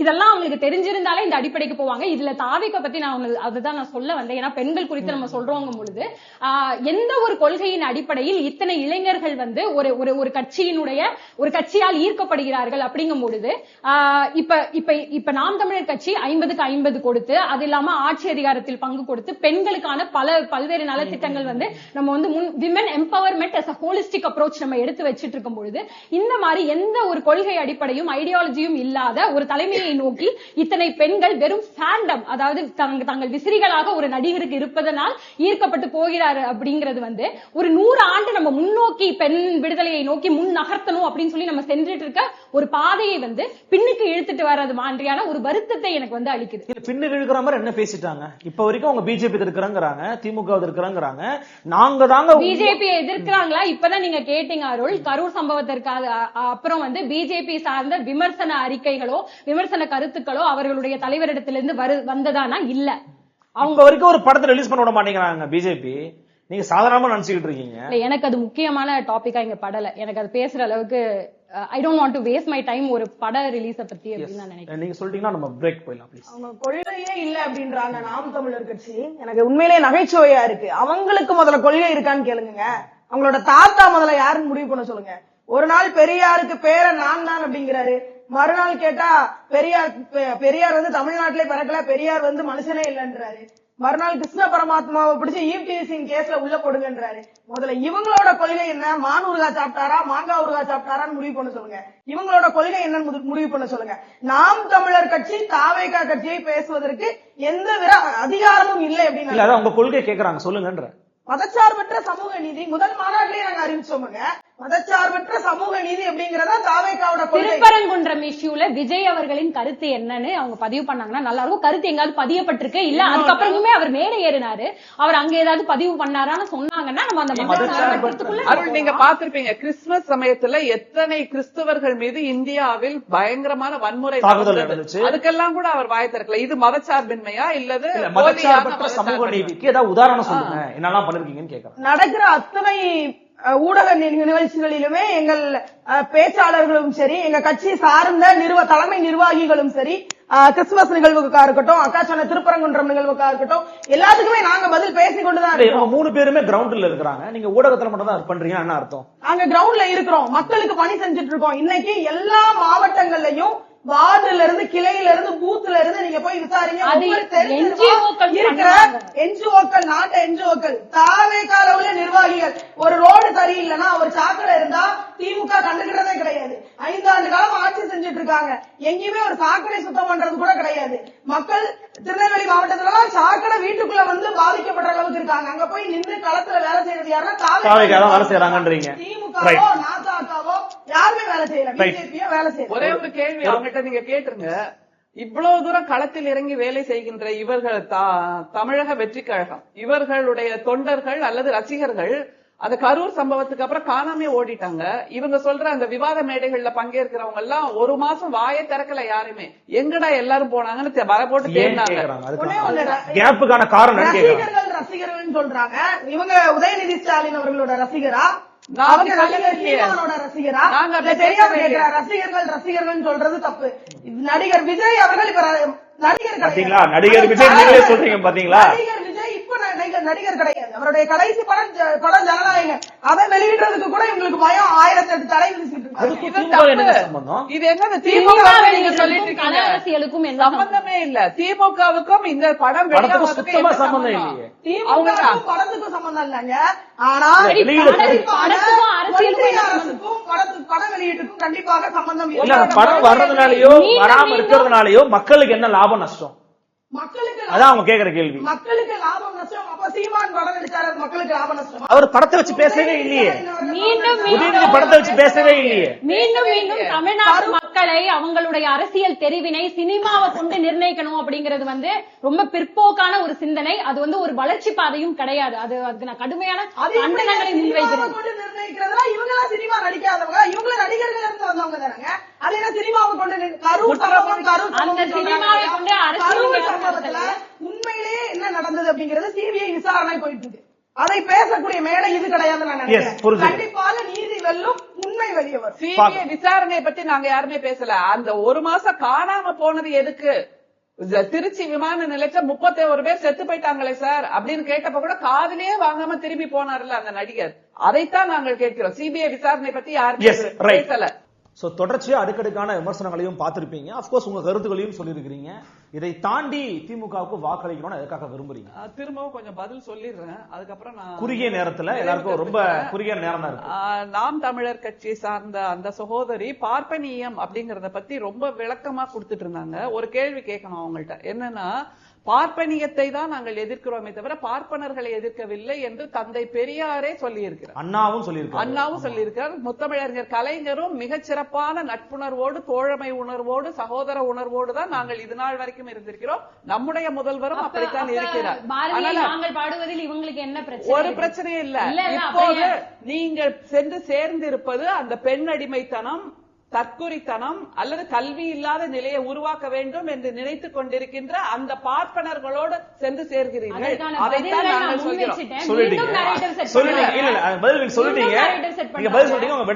அதைத்தான் அவர்கள் செய்து கொண்டிருக்கிறார்கள். மீண்டும் வளர்ச்சியடைந்த தமிழ்நாட்டை பிற்போக்காக கொண்டு போய் செல்வதற்காக இவர்கள் அவர்களோடு கைகோர்க்கிறார்கள்.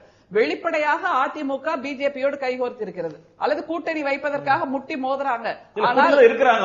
இல்ல, அது அன்னைக்கு எடப்பாடி அவர்கள் தப்பிச்சு போயிட்டாரு. அமித்ஷாவை சந்திக்கவில்லைங்கிறது தமிழ்நாடே கவனிச்சது, கூர்ந்து கவனிச்சது. அதனால அங்க ஒரு டிராமா நடக்குது. ஆனால் இவர்கள் மறைமுகமாக வெளிப்படை தன்மை இல்லாமல் அவர்களிடம் அடிமையாக இருக்கிறார்கள் அப்படிங்கறத இவர்களுடைய தலைவரை அந்த எக்ஸ்பிளனேஷனை ஏத்துக்கவே முடியாது. இல்ல, அவங்க ஒரே ஒரு திட்டம் நாங்க ஆதரிச்சது காமிங்கன்னு கேக்குறாங்க.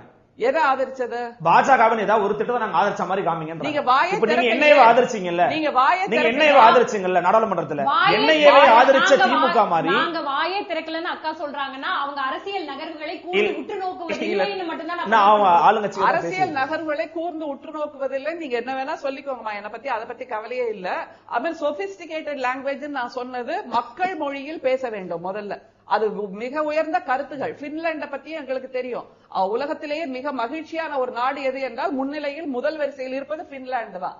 அப்படிப்பட்ட பின்லாண்டை போல் தமிழ்நாட்டை மாற்றி இருக்கிறது திராவிட முன்னேற்ற கழகத்தின் ஆட்சி அப்படிங்கறதான் புரிஞ்சுக்கணும். அதுல குறிப்பா மகளிரை பற்றி தான் நம்ம இன்னைக்கு அதிகமா பேசணும். எனக்கு அதிமுகவின் 31 ஆண்டுகால ஆட்சின்னு சகோதரி திரும்ப திரும்ப சொன்னாங்கல்ல, எனக்கு என்னவோ எப்ப அதிமுக ஆட்சியை நினைச்சாலும் எது தெரியுமா கண்ணுக்கு வரும்?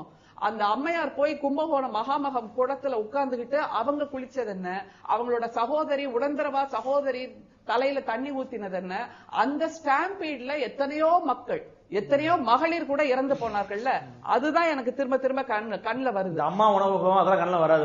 அம்மா உணவகம் எல்லாம் இப்பவும் நடந்துட்டு தான் இருக்கு. தொட்டில் குழந்தை திட்டம்னு சொன்னாங்கல்ல, அதை இப்பவும் நாங்கள் நடைமுறைப்படுத்தி கொண்டுதான் இருக்கிறோம்ங்கிறத புரிஞ்சுக்க சொல்லுங்க. நடைமுறைப்படுத்த மாட்டேங்கிறீங்க இன்னமும். அது அதற்காக நம்மளுடைய முதல்வர் ஒரு 28 கோடி புதிய பாத்திரங்கள் வாங்குவதற்காக எல்லாம் நிதி ஒதுக்கீடு செய்தார். அதை யாருமே மறுக்க முடியாது.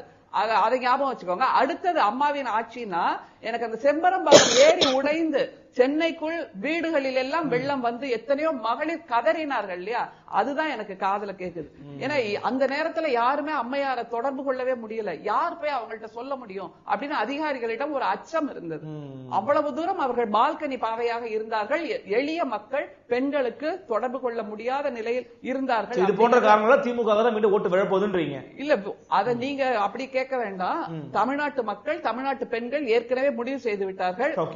குறிப்பாக அந்த கலைஞர் மகளிர் உரிமை தொகை திரும்ப திரும்ப சகோதரி சொன்னாங்கல்ல, எம்பவர்மெண்ட் என்பது வேற, வேற அப்படிங்கிறாங்க. இந்த 2 ஆண்டு காலமாக மகளிர் சேர்த்து வைத்த அந்த 1000 ரூபாய் பணம் இருக்குல்ல, இவங்களுக்கு அது பெரிய பணமே இல்லப்பா. இது இவங்களுக்கு, ஏன்னா இவங்க இவ்வளவு அமைதியா இருங்கப்பா, கடைசி சுற்று. இவங்க ஒரு சயின்டிஸ்ட், இப்படியாக ஒரு இடைசாதி பெண்ணை சயின்டிஸ்டாக உருவாக்கியது யாருங்கிறத முதல்ல அவங்களுக்கு நினைவுபடுத்த சொல்லுங்க, ஞாபகம் வச்சு சொல்லுங்க. இல்லைன்னா ஒரு நூற்றாண்டுக்கு முன்னாடி பெண்கள் யாரும் படித்தவர்களே இல்ல அப்படின்னு சொல்ல வராங்க. திராவிட ஆட்சின்னு தான் நான் சொல்றேன். இதெல்லாம் வந்து பெண்களை ரொம்ப டீமீன் பண்ற ஒரு கருத்து, ஒரு ஸ்டேட்மெண்ட் அது. ஒரு நூற்றாண்டுக்கு முன்பாக இருந்தால் இவர் இன்னமும் வீட்டுல புளி கரைச்சிட்டு தான் உட்கார்ந்து இருக்கணும்ங்கிறத நினைவுல வச்சுக்க சொல்லுங்க. எனவே கல்வி மரியாதையிலிருந்து வருகிற ஒரு பேச்சுதான் இது. கடைசி சுற்று கொஞ்சம் வாயை மூடி இருக்க. நீங்க வந்து அவங்களை நோக்கி நகர்றதுனால அவங்க சொன்னதுக்கெல்லாம் நான் இப்ப பதில் சொல்றேன். அவங்க சொல்லும் போது நான் வாய் மூடிட்டு தானே இருந்தேன். அது மாதிரி பார்ப்பனியம் அப்படிங்கிறதுக்கு மிக விளக்கமாக சில விஷயங்களை சொன்னாங்க. இதே தந்தை பெரியார், நம்முடைய மகாகவி பாரதியார், இவர்களுடைய வார்ப்புகள் தான் நாங்க எல்லாருமே.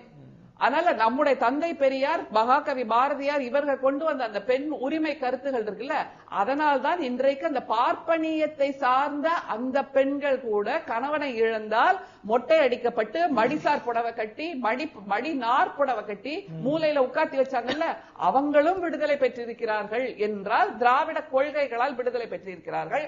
ஆனால் நீங்கள் மீண்டும் பெண்களுக்கு எதிராக இயங்கக்கூடிய அந்த பார்ப்பனிய கோட்டைக்குள் சென்று உங்களை அடைத்துக் கொள்கிறீர்கள். அப்படின்னா தமிழ்நாட்டு பெண்கள் உறுதியாக அதை கவனிக்க வேண்டும். நாம் தமிழர் கட்சி மீண்டும் பார்ப்பனியத்துக்கு தமிழ்நாட்டை இழுத்து செல்கிறது என்றால் பெண் உரிமை இருக்காது, பெண் கல்வி இருக்காது, பெண் உயர்வு இருக்காது, எல்லாமே இருளடைந்து போய்விடும். திராவிட கொள்கைகள் மட்டும்தான், திராவிட முன்னேற்ற கழகம் மட்டும்தான் பெண்களுக்கான சிறகுகளை கொடுத்திருக்கிறது. அது கிராமம் நகரம் எந்த இடமாக இருந்தாலும் பெண்களுக்கான வெற்றியை கொடுத்திருக்கிறது. கட்டாயம் உங்களை நோக்கி ஓட்டுகள் வரும் நினைக்கிறீங்களா? அடுக்கடுக்கா திராவிட கொள்கையில் ஈர்க்கப்பட்ட பெண்கள் எங்களை நோக்கி தான் வருவாங்கன்னு முடிக்கிறாங்க. அதிமுக உலகத்துல எத்தனையோ இயக்கங்கள் இருக்கு சார். நீங்க எந்த இயக்கத்தை பார்த்து ஒரு மக்களுக்காகவே வாழ்ந்து மக்களுக்காகவே மடிந்த ஒரு தலைவர்கள்னா அது அதிமுக தான். தான் உயிரோடு இருக்கும் காலகட்டங்களே தன்னுடைய அத்தனை சொத்துக்களையும் வந்து ஏழை எளிய மக்களுக்கு எழுதி வச்சாருன்னா ஒரு தலைவரை காட்டுங்க. அதுவும் மாற்றுத்திறனாளிகள், காது கேளாதவர்களுக்கு, தன் மனைவிக்கு தன் சிறுநீரம் கொடுத்த தன் அண்ணன் மகளுக்கு கூட அவர் எழுதி வைக்கல. அதன் வழியில வந்த அம்மாவும் அப்படித்தான். சோ மக்களுக்காகவே வாழ்ந்து மக்களுக்காக இருந்த. அடுத்து இவங்க எல்லாம் சொல்றாங்களா ஒரு கொள்கை இந்த செக்டரை ஜெயிச்சா, நீங்க ஒட்டுமொத்த செக்டரை எடுத்துங்க. இன்னைக்கு தமிழ்நாட்டின் முதுகலுக்கு விவசாயம், நம்மளுக்கு நீர் மேலாண்மை, உப தொழில், கால்நடை. இதுக்கு வந்து எந்த அளவுக்கு நாங்க முக்கியத்துவம் கொடுத்தோம். இன்னைக்கு நெல் கொள்முதல் நிலையங்கள்ல என்ன நடக்குது? கையூட்டு, அதாவது வேர்விய ரத்தமா சிந்தி பயிரிடுற அந்த விவசாயிகள் கிட்ட இருந்து நீங்க விவசாயம் பண்றதுக்கு யாரும் தயாரில்ல. அப்படியும் விவசாயம் பண்றவங்க கிட்ட போய் கையூட்டு கேக்குறீங்க. கிலோமீட்டர்ல என்ன இருக்கு? ஒண்ணு கொள்முதல் நிலையங்கள் இல்ல, கோடவுன்ஸ் கிடையாது, தார்பாய் கிடையாது, கேட்டா வேளாண் பட்ஜெட்னுவாங்க. சோ மாட்டுகளுக்கு கோமாரி ஊசு கூட போல பல மாடுகளின் கால்நடைகள் இறந்து போச்சு. வருகின்ற காலங்கள்லாம் என்ன எந்த அளவுக்கு? ஆனா எடப்பாடியார் வந்திருக்கு, அம்மான் வழியில் வந்த எடப்பாடியார் பாதுகாக்கப்பட்ட வேளாண் மன்றம் எந்த முதலமைச்சரும் கொண்டு வரல. கிட்டத்தட்ட 18,000 ஏரிகள் ஏரி குளங்களை தூர்வாரினாரு, தடுப்பணைகளுக்கு நிறைய அறிவிச்சாரு, தடுப்பணைகளை கொண்டு வந்தாரு, ஏரிகள், பாலங்கள், ரோடுகள், எந்த துறை நீங்க எடுத்துங்க, கல்வியா, புரட்சி, உள்ளாட்சியா, 140 விருதுகள், சட்ட ஒழுங்கா, யார் மேனாலும் ஆக்ஷன். ஜெயேந்திரரே கைது பண்ணவர் அம்மா. உங்களுக்கு அந்த தைரியம் இருக்கா? எனக்கு கூட தான் ஞாபகம் வருது. என்ன ஞாபகம் வருது? அம்மாவை வந்து நீங்க சட்டசபையில வந்து பெண் என்றும் பாராமல் எந்த அளவுக்கு கொச்சைப்படுத்தினீங்க. அவங்க போட்ட டிரெஸ்ல இருந்து போட்ட வலையில இருந்து செருப்பு வரைக்கும் காமிச்சுதான் அரசியல் பண்ணீங்க. அவங்க செத்து போன பிறகு கூட அவங்க கதையை பேசிட்டு இருக்காங்க. இறந்த தலைவர்களை பேசிதான் அரசியல் பண்ண வேண்டிய சூழ்நிலையில அவங்க இருக்கிறாங்க. நீங்க ஏங்க இதெல்லாம் நாங்க பண்ணலன்னு கேட்டா நீங்க திரும்ப அரசியலுக்கு போவாங்க 20 வருஷம். இன்னைக்கு ஆட்சி அதிகாரம் உங்க கையில இருக்கு. நீங்க எல்லா செக்டருமே கீழ்த்தட்டு அடித்தட்டு மக்களுக்காக அதிமுக இருந்திருக்கு, இடையில இருக்க மிடில் கிளாஸ்க்காகவும் இருந்திருக்கு, மேல்தட்டு மக்களுக்காகவும் எல்லா மக்களுக்கும் இருக்கு. அந்த ஒடுக்கப்பட்ட மக்களுக்கு முக்கியத்துவம் கொடுத்து பிரேத்துவம் கொடுத்து அம்மா இருக்கும் போதும் சரி யார சபாநாயகர் ஆக்குனாங்க? அம்மா யார சபாநாயகர்? பொது தொகுதியில யார நிறுத்தினாங்க? பொது தொகுதியில நிறுத்தணும். இன்னைக்கு எடப்பாடியார் அருந்ததியரை சேர்ந்த சந்திரசேகர ராஜ்யசபா எம்பி ஆக்கணும். இப்ப தனபால் சார் ஆக்கிருக்காரு. திமுக தான் அருந்ததியர்களுக்கு 3% உள்ஒதுக்கீடு பிரதிநிதித்துவம் எவ்வளவு கொடுத்திருக்கீங்க? நாங்க செயல்படுத்திருக்கோம். ஏட்டு சொற்காய் கறிக்கு உதவாது. ஜான் முகமது அவர் பீரியட்ல 17 முகமது ஜான் சந்திரசேகர் கொடுத்தாரு. இப்ப யாரு கொடுத்தாரு? அவங்களுக்கு கொடுப்பாங்க, இவங்களுக்கு கொடுப்பாங்க. ஐஎஸ் இன்பதுரை கிறிஸ்துவர், இந்த பக்கம் யாரு? தனபால். இப்படி பட்டியலின மக்களுக்காக ஏன் செந்தில்குமார் கள்ளக்குறிச்சியில என்ன சொல்றாரு? என் மனுவை கூட வாங்க மாட்டேன்றாங்க. நீங்க வந்த பிறகு தீண்டாம தலைவிரிச்சு ஆடுது. வேங்கையல் போல ஒரு சுதந்திர இந்தியாவுக்கு முன்னாடியும் கிடையாது, பின்னாடியும் கிடையாது. வாழை கொண்டு போய் நாங்குநேரி போல ஒரு சம்பவத்தை பாத்தீங்களா? தின்பண்டம் சாப்பிட முடியல, குளிக்க முடியல. இன்னைக்கு ஒரு தாசில்தார போன வாரம் ஒரு பட்டியலினத்தை சேர்ந்த தாசில்தார் எல்லாரும் சேர்ந்து செருப்பால் அடிச்சிருக்காங்க. அதுக்கு முன்னாடி கோமதி என்ற பட்டியலினத்தை சேர்ந்த ஒரு தாசில்தார அடிச்சிருக்காங்க. இந்த அளவுக்கு மோசமா இருக்கு. 1000 ஆண்டு கால சாதிய வன்கொடுமையை 4 ஆண்டு கால திமுக ரிப்போர்ட் எடுத்து பாருப்பா. திருப்பூர் பல்லடம் எல்லா இடத்துல எந்த அளவுக்கு ஆகி போயிருக்குப்பா. நீ என்ன சொல்லிட்டு இருக்க? நீ இது மாதிரி கத்தி எடுத்துக்கிட்ட நாங்குநேரி போல ஒரு சம்பவம் இதுக்கு முன்னாடி வேங்கை வயலை விட கேவலமான சம்பவம் எப்ப நடந்திருக்கா? அடக்குமுறை ஒடுக்குமுறை இருந்த காலத்துல கூட நடந்திருக்காது. உங்களோட புத்தி ஏன் ஜாதி பேரை சொல்றாரு அமைச்சரே? சமூகத்தின் பேரை சொல்றீங்களே. மனு கொடுக்க வந்த பெண்ணை தலையில தட்டுறீங்களா? கல்ல தூக்கி எறியறீங்களா? பலன்றீங்களே. 2 MP இருக்கும்போது ஒரு பெண் காவலருக்கு பாலியல் வன்கொடுமை நடக்குது. ஒரு பொள்ளாச்சியை பத்தி சொல்றாங்க. நீ தமிழ்நாடு முழுக்க பொள்ளாச்சி. எனக்கு கூட தான் நான் 7 மணிக்கு ஞானசேகர் போய் பாலியல் வன்கொடுமை செய்யறான் தலைநகர்ல.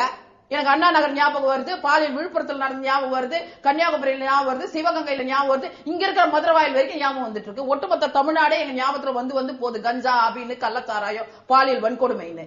ஆட்சியா நடத்துறீங்க நீங்க. எந்த துறையில நீங்க சிறப்பா இருந்திருக்கீங்க? சட்ட ஒழுங்குல சிறப்பா, உள்ளாட்சியில சிறப்பா, இல்ல பெண் கல்வியா, பெண் விடுதலையா, இல்ல சமூக நீதியா? எதை சொல்ல முடியும்? வெட்டி தலைக்கணும். இன்னும் கூட அம்மாவை பார்த்து பயப்படுறாங்க. அதனால இறந்து போன தலைவர்களை பேசிதான் நீங்க அரசியல் பண்ணுற நிலைமைக்கு இருக்கீங்க. சாதனைகள் கிடையாது, வேதனை. எங்களுடைய தலைமுறையா அதிமுக கொண்டு வந்த திட்டங்கள், பெண்களுக்கு செய்த சாதனைகள், முக்கியத்துவம், விவசாயிகளா எடப்பாடியார் 2 முறை 12,850 கோடிக்கு விவசாய கடனை தள்ளுபடி பண்ண, பெண்களுக்கு அந்த நகை கடனை தள்ளுபடி பண்றதுக்கு 50 லட்சம் பேர் தேர்ந்தெடுத்தா 30 லட்சம் பேர். நீங்க நாங்க எல்லாமே பார்த்து ஒரு திட்டங்கள் கொரோனா காலத்துல கூட நிறுத்தாம செஞ்சிருக்கோம். அதனால தொடர்ந்து தலைமுறை 31 வருஷம் ஆண்ட கட்சி. அதனால பலன் பெற்றவர்கள் அப்பா, புள்ள, தாத்தா, பேரன் எல்லாருமே, அந்த குடும்பத்தில் இருக்க அத்தனை பெண்களும் ஒட்டுமொத்தமா அண்ணாத்தின் ஒட்டுமொத்த சமுதாயமே, தமிழ்நாடே எங்களுக்கு தான் ஓட்டு போட மிகப்பெரிய வெற்றி 26 பெறுவோம். பாப்போம். வெண்ணிலா தாயுமானவன், உங்களுடைய நிறைவு கருத்து. 2 திராவிட கட்சிகள் திமுக மற்றும் அதிமுக ஆண்டு ஆளுங்கட்சிகள் அவங்களுடைய திட்டங்கள் மூலமாக எங்களுக்கு வாக்களிக்க கட்டாயம். ஒண்ணு சொல்லிடுறேன். இவ்வளவு தூரம் திட்டங்களை கொடுத்திருக்காங்க அதிமுக சொல்றாங்கல்ல. ஆனால் 1.5 லட்சம் கோடி கடனை வைத்து விட்டு போன பின்பு எங்களுடைய தலைவர் தான் அந்த கடனையும் சேர்த்து 10 லட்சம் 4 வருஷம் வாங்காத கடனை இந்த 4 வருஷத்துல வாங்கி 4.5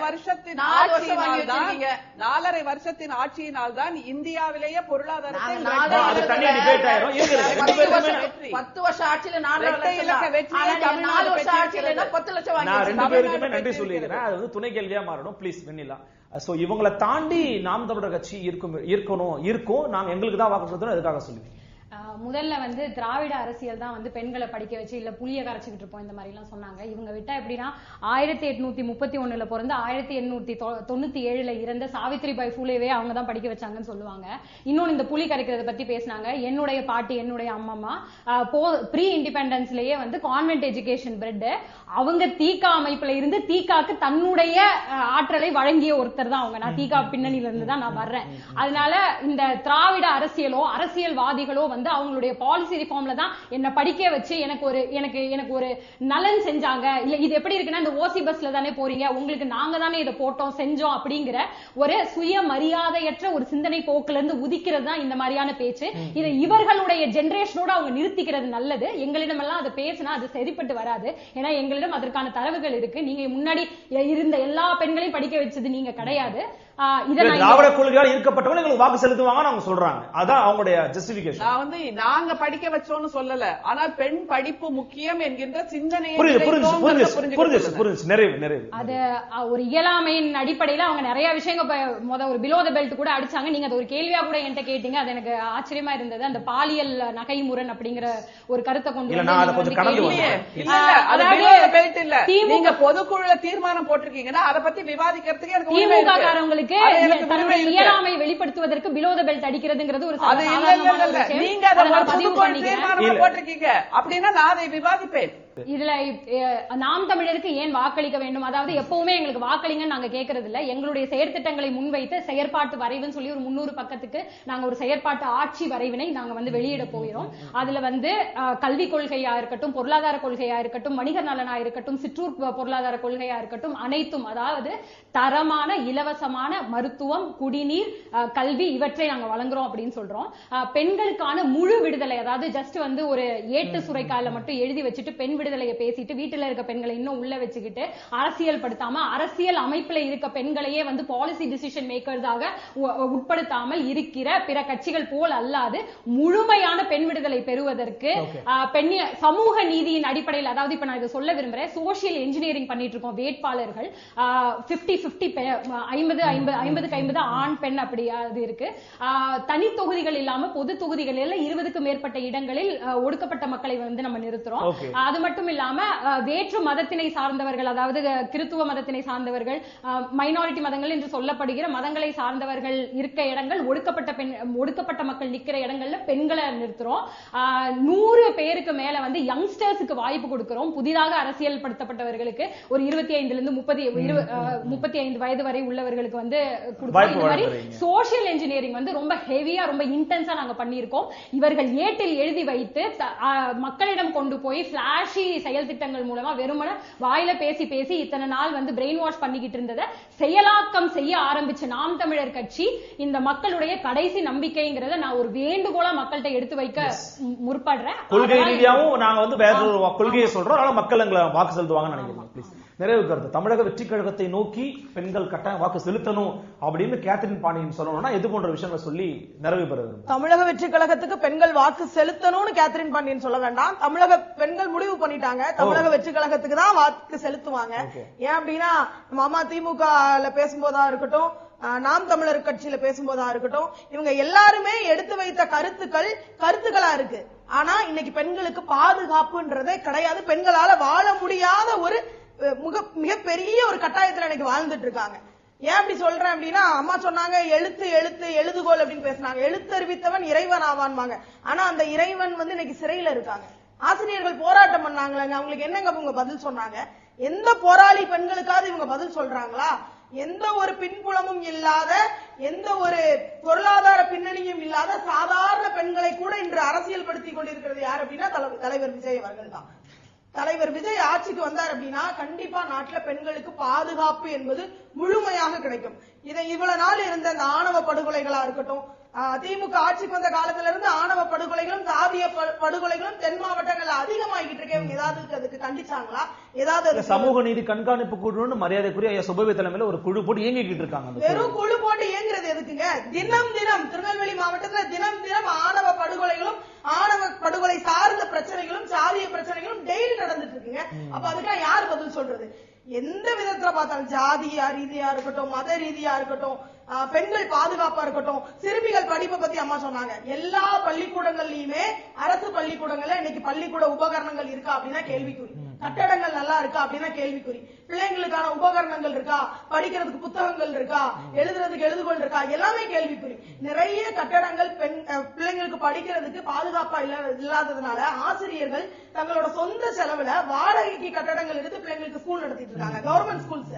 என்னால தரவுகளோட சாட்சிகளோட காட்ட முடியும். குறிப்பா பெண்கள் பங்களிப்பு பத்தி பேசும்போது இந்த 3 பேருமே சொல்றதுல ஒரு பாயிண்ட் என்னன்னா, நாங்க கட்சியில பிரதிநிதித்துவம் கொடுத்திருக்கிறோம், ஏறக்குறைய கொஞ்சம் கூட குறைய இருக்கலாம் வச்சுக்கோங்களேன். கட்சியில பெண்களுக்கு என்ன பிரதிநிதித்துவம் கொடுத்திருக்கீங்கன்னு கேக்குறாங்க. தமிழக வெற்றி கழகத்துல கட்சியில் பெண்களுக்கு நிறைய பிரதிநிதித்துவங்க. இவங்க கட்சியில யார்கிட்டையாவது கொள்கை தலைவர்கள் 2 பெண்கள் இருக்காங்களா?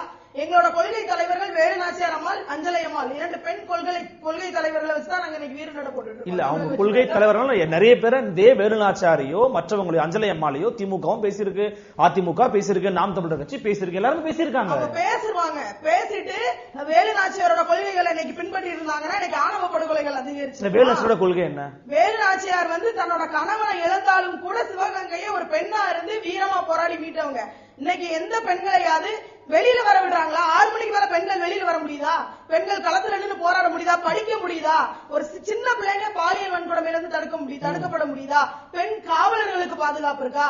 யாருக்குமே பாதுகாப்பு இல்லாத அந்த சூழ்நிலையில கண்டிப்பா திமுக இருந்து பேசுற அம்மா முதல் சுற்றுல சொன்னாங்க, ஓடப்பரா இருக்கிறவங்க வந்து ஒப்பப்பர் ஆகி விடுவாங்க அப்படின்னு. அதேதான் நானும் சொல்றேன். பாரதிதாசன் அவர்கள் சொன்ன மாதிரி ஓடப்பராய் இருக்கும் ஏழையப்பர் உதயப்பர் ஆகிவிட்டால் 1 நொடிக்குள் ஓடப்பர் உடையப்பர் எல்லாம் மாறி ஒப்பப்பர் ஆகி விடுவார் உணரப்பா நீன்னு. திமுக காரங்க புரிஞ்சுக்கோங்க. வெறும் ஓடப்பெருன்னு தமிழக வெற்றி கழகத்தை நினைக்காதீங்க. கண்டிப்பா ஒப்பப்பர் ஆகும். தமிழக பெண்களின் வாக்கு தாவேக்காக்கு தான். பார்க்கலாம். தொடர்ச்சியா அந்த 4 பேருடைய கருத்துக்கள் வந்து ரொம்ப ஆழமாகவும் தெளிவாகவும் நேர்த்தியாகவும் அமைஞ்சது. கட்டாயம் 2026 தேர்தல் அப்படிங்கிறது தமிழ்நாட்டு மக்களுக்கு ஒரு மிக முக்கியமான ஒரு தேர்தல்.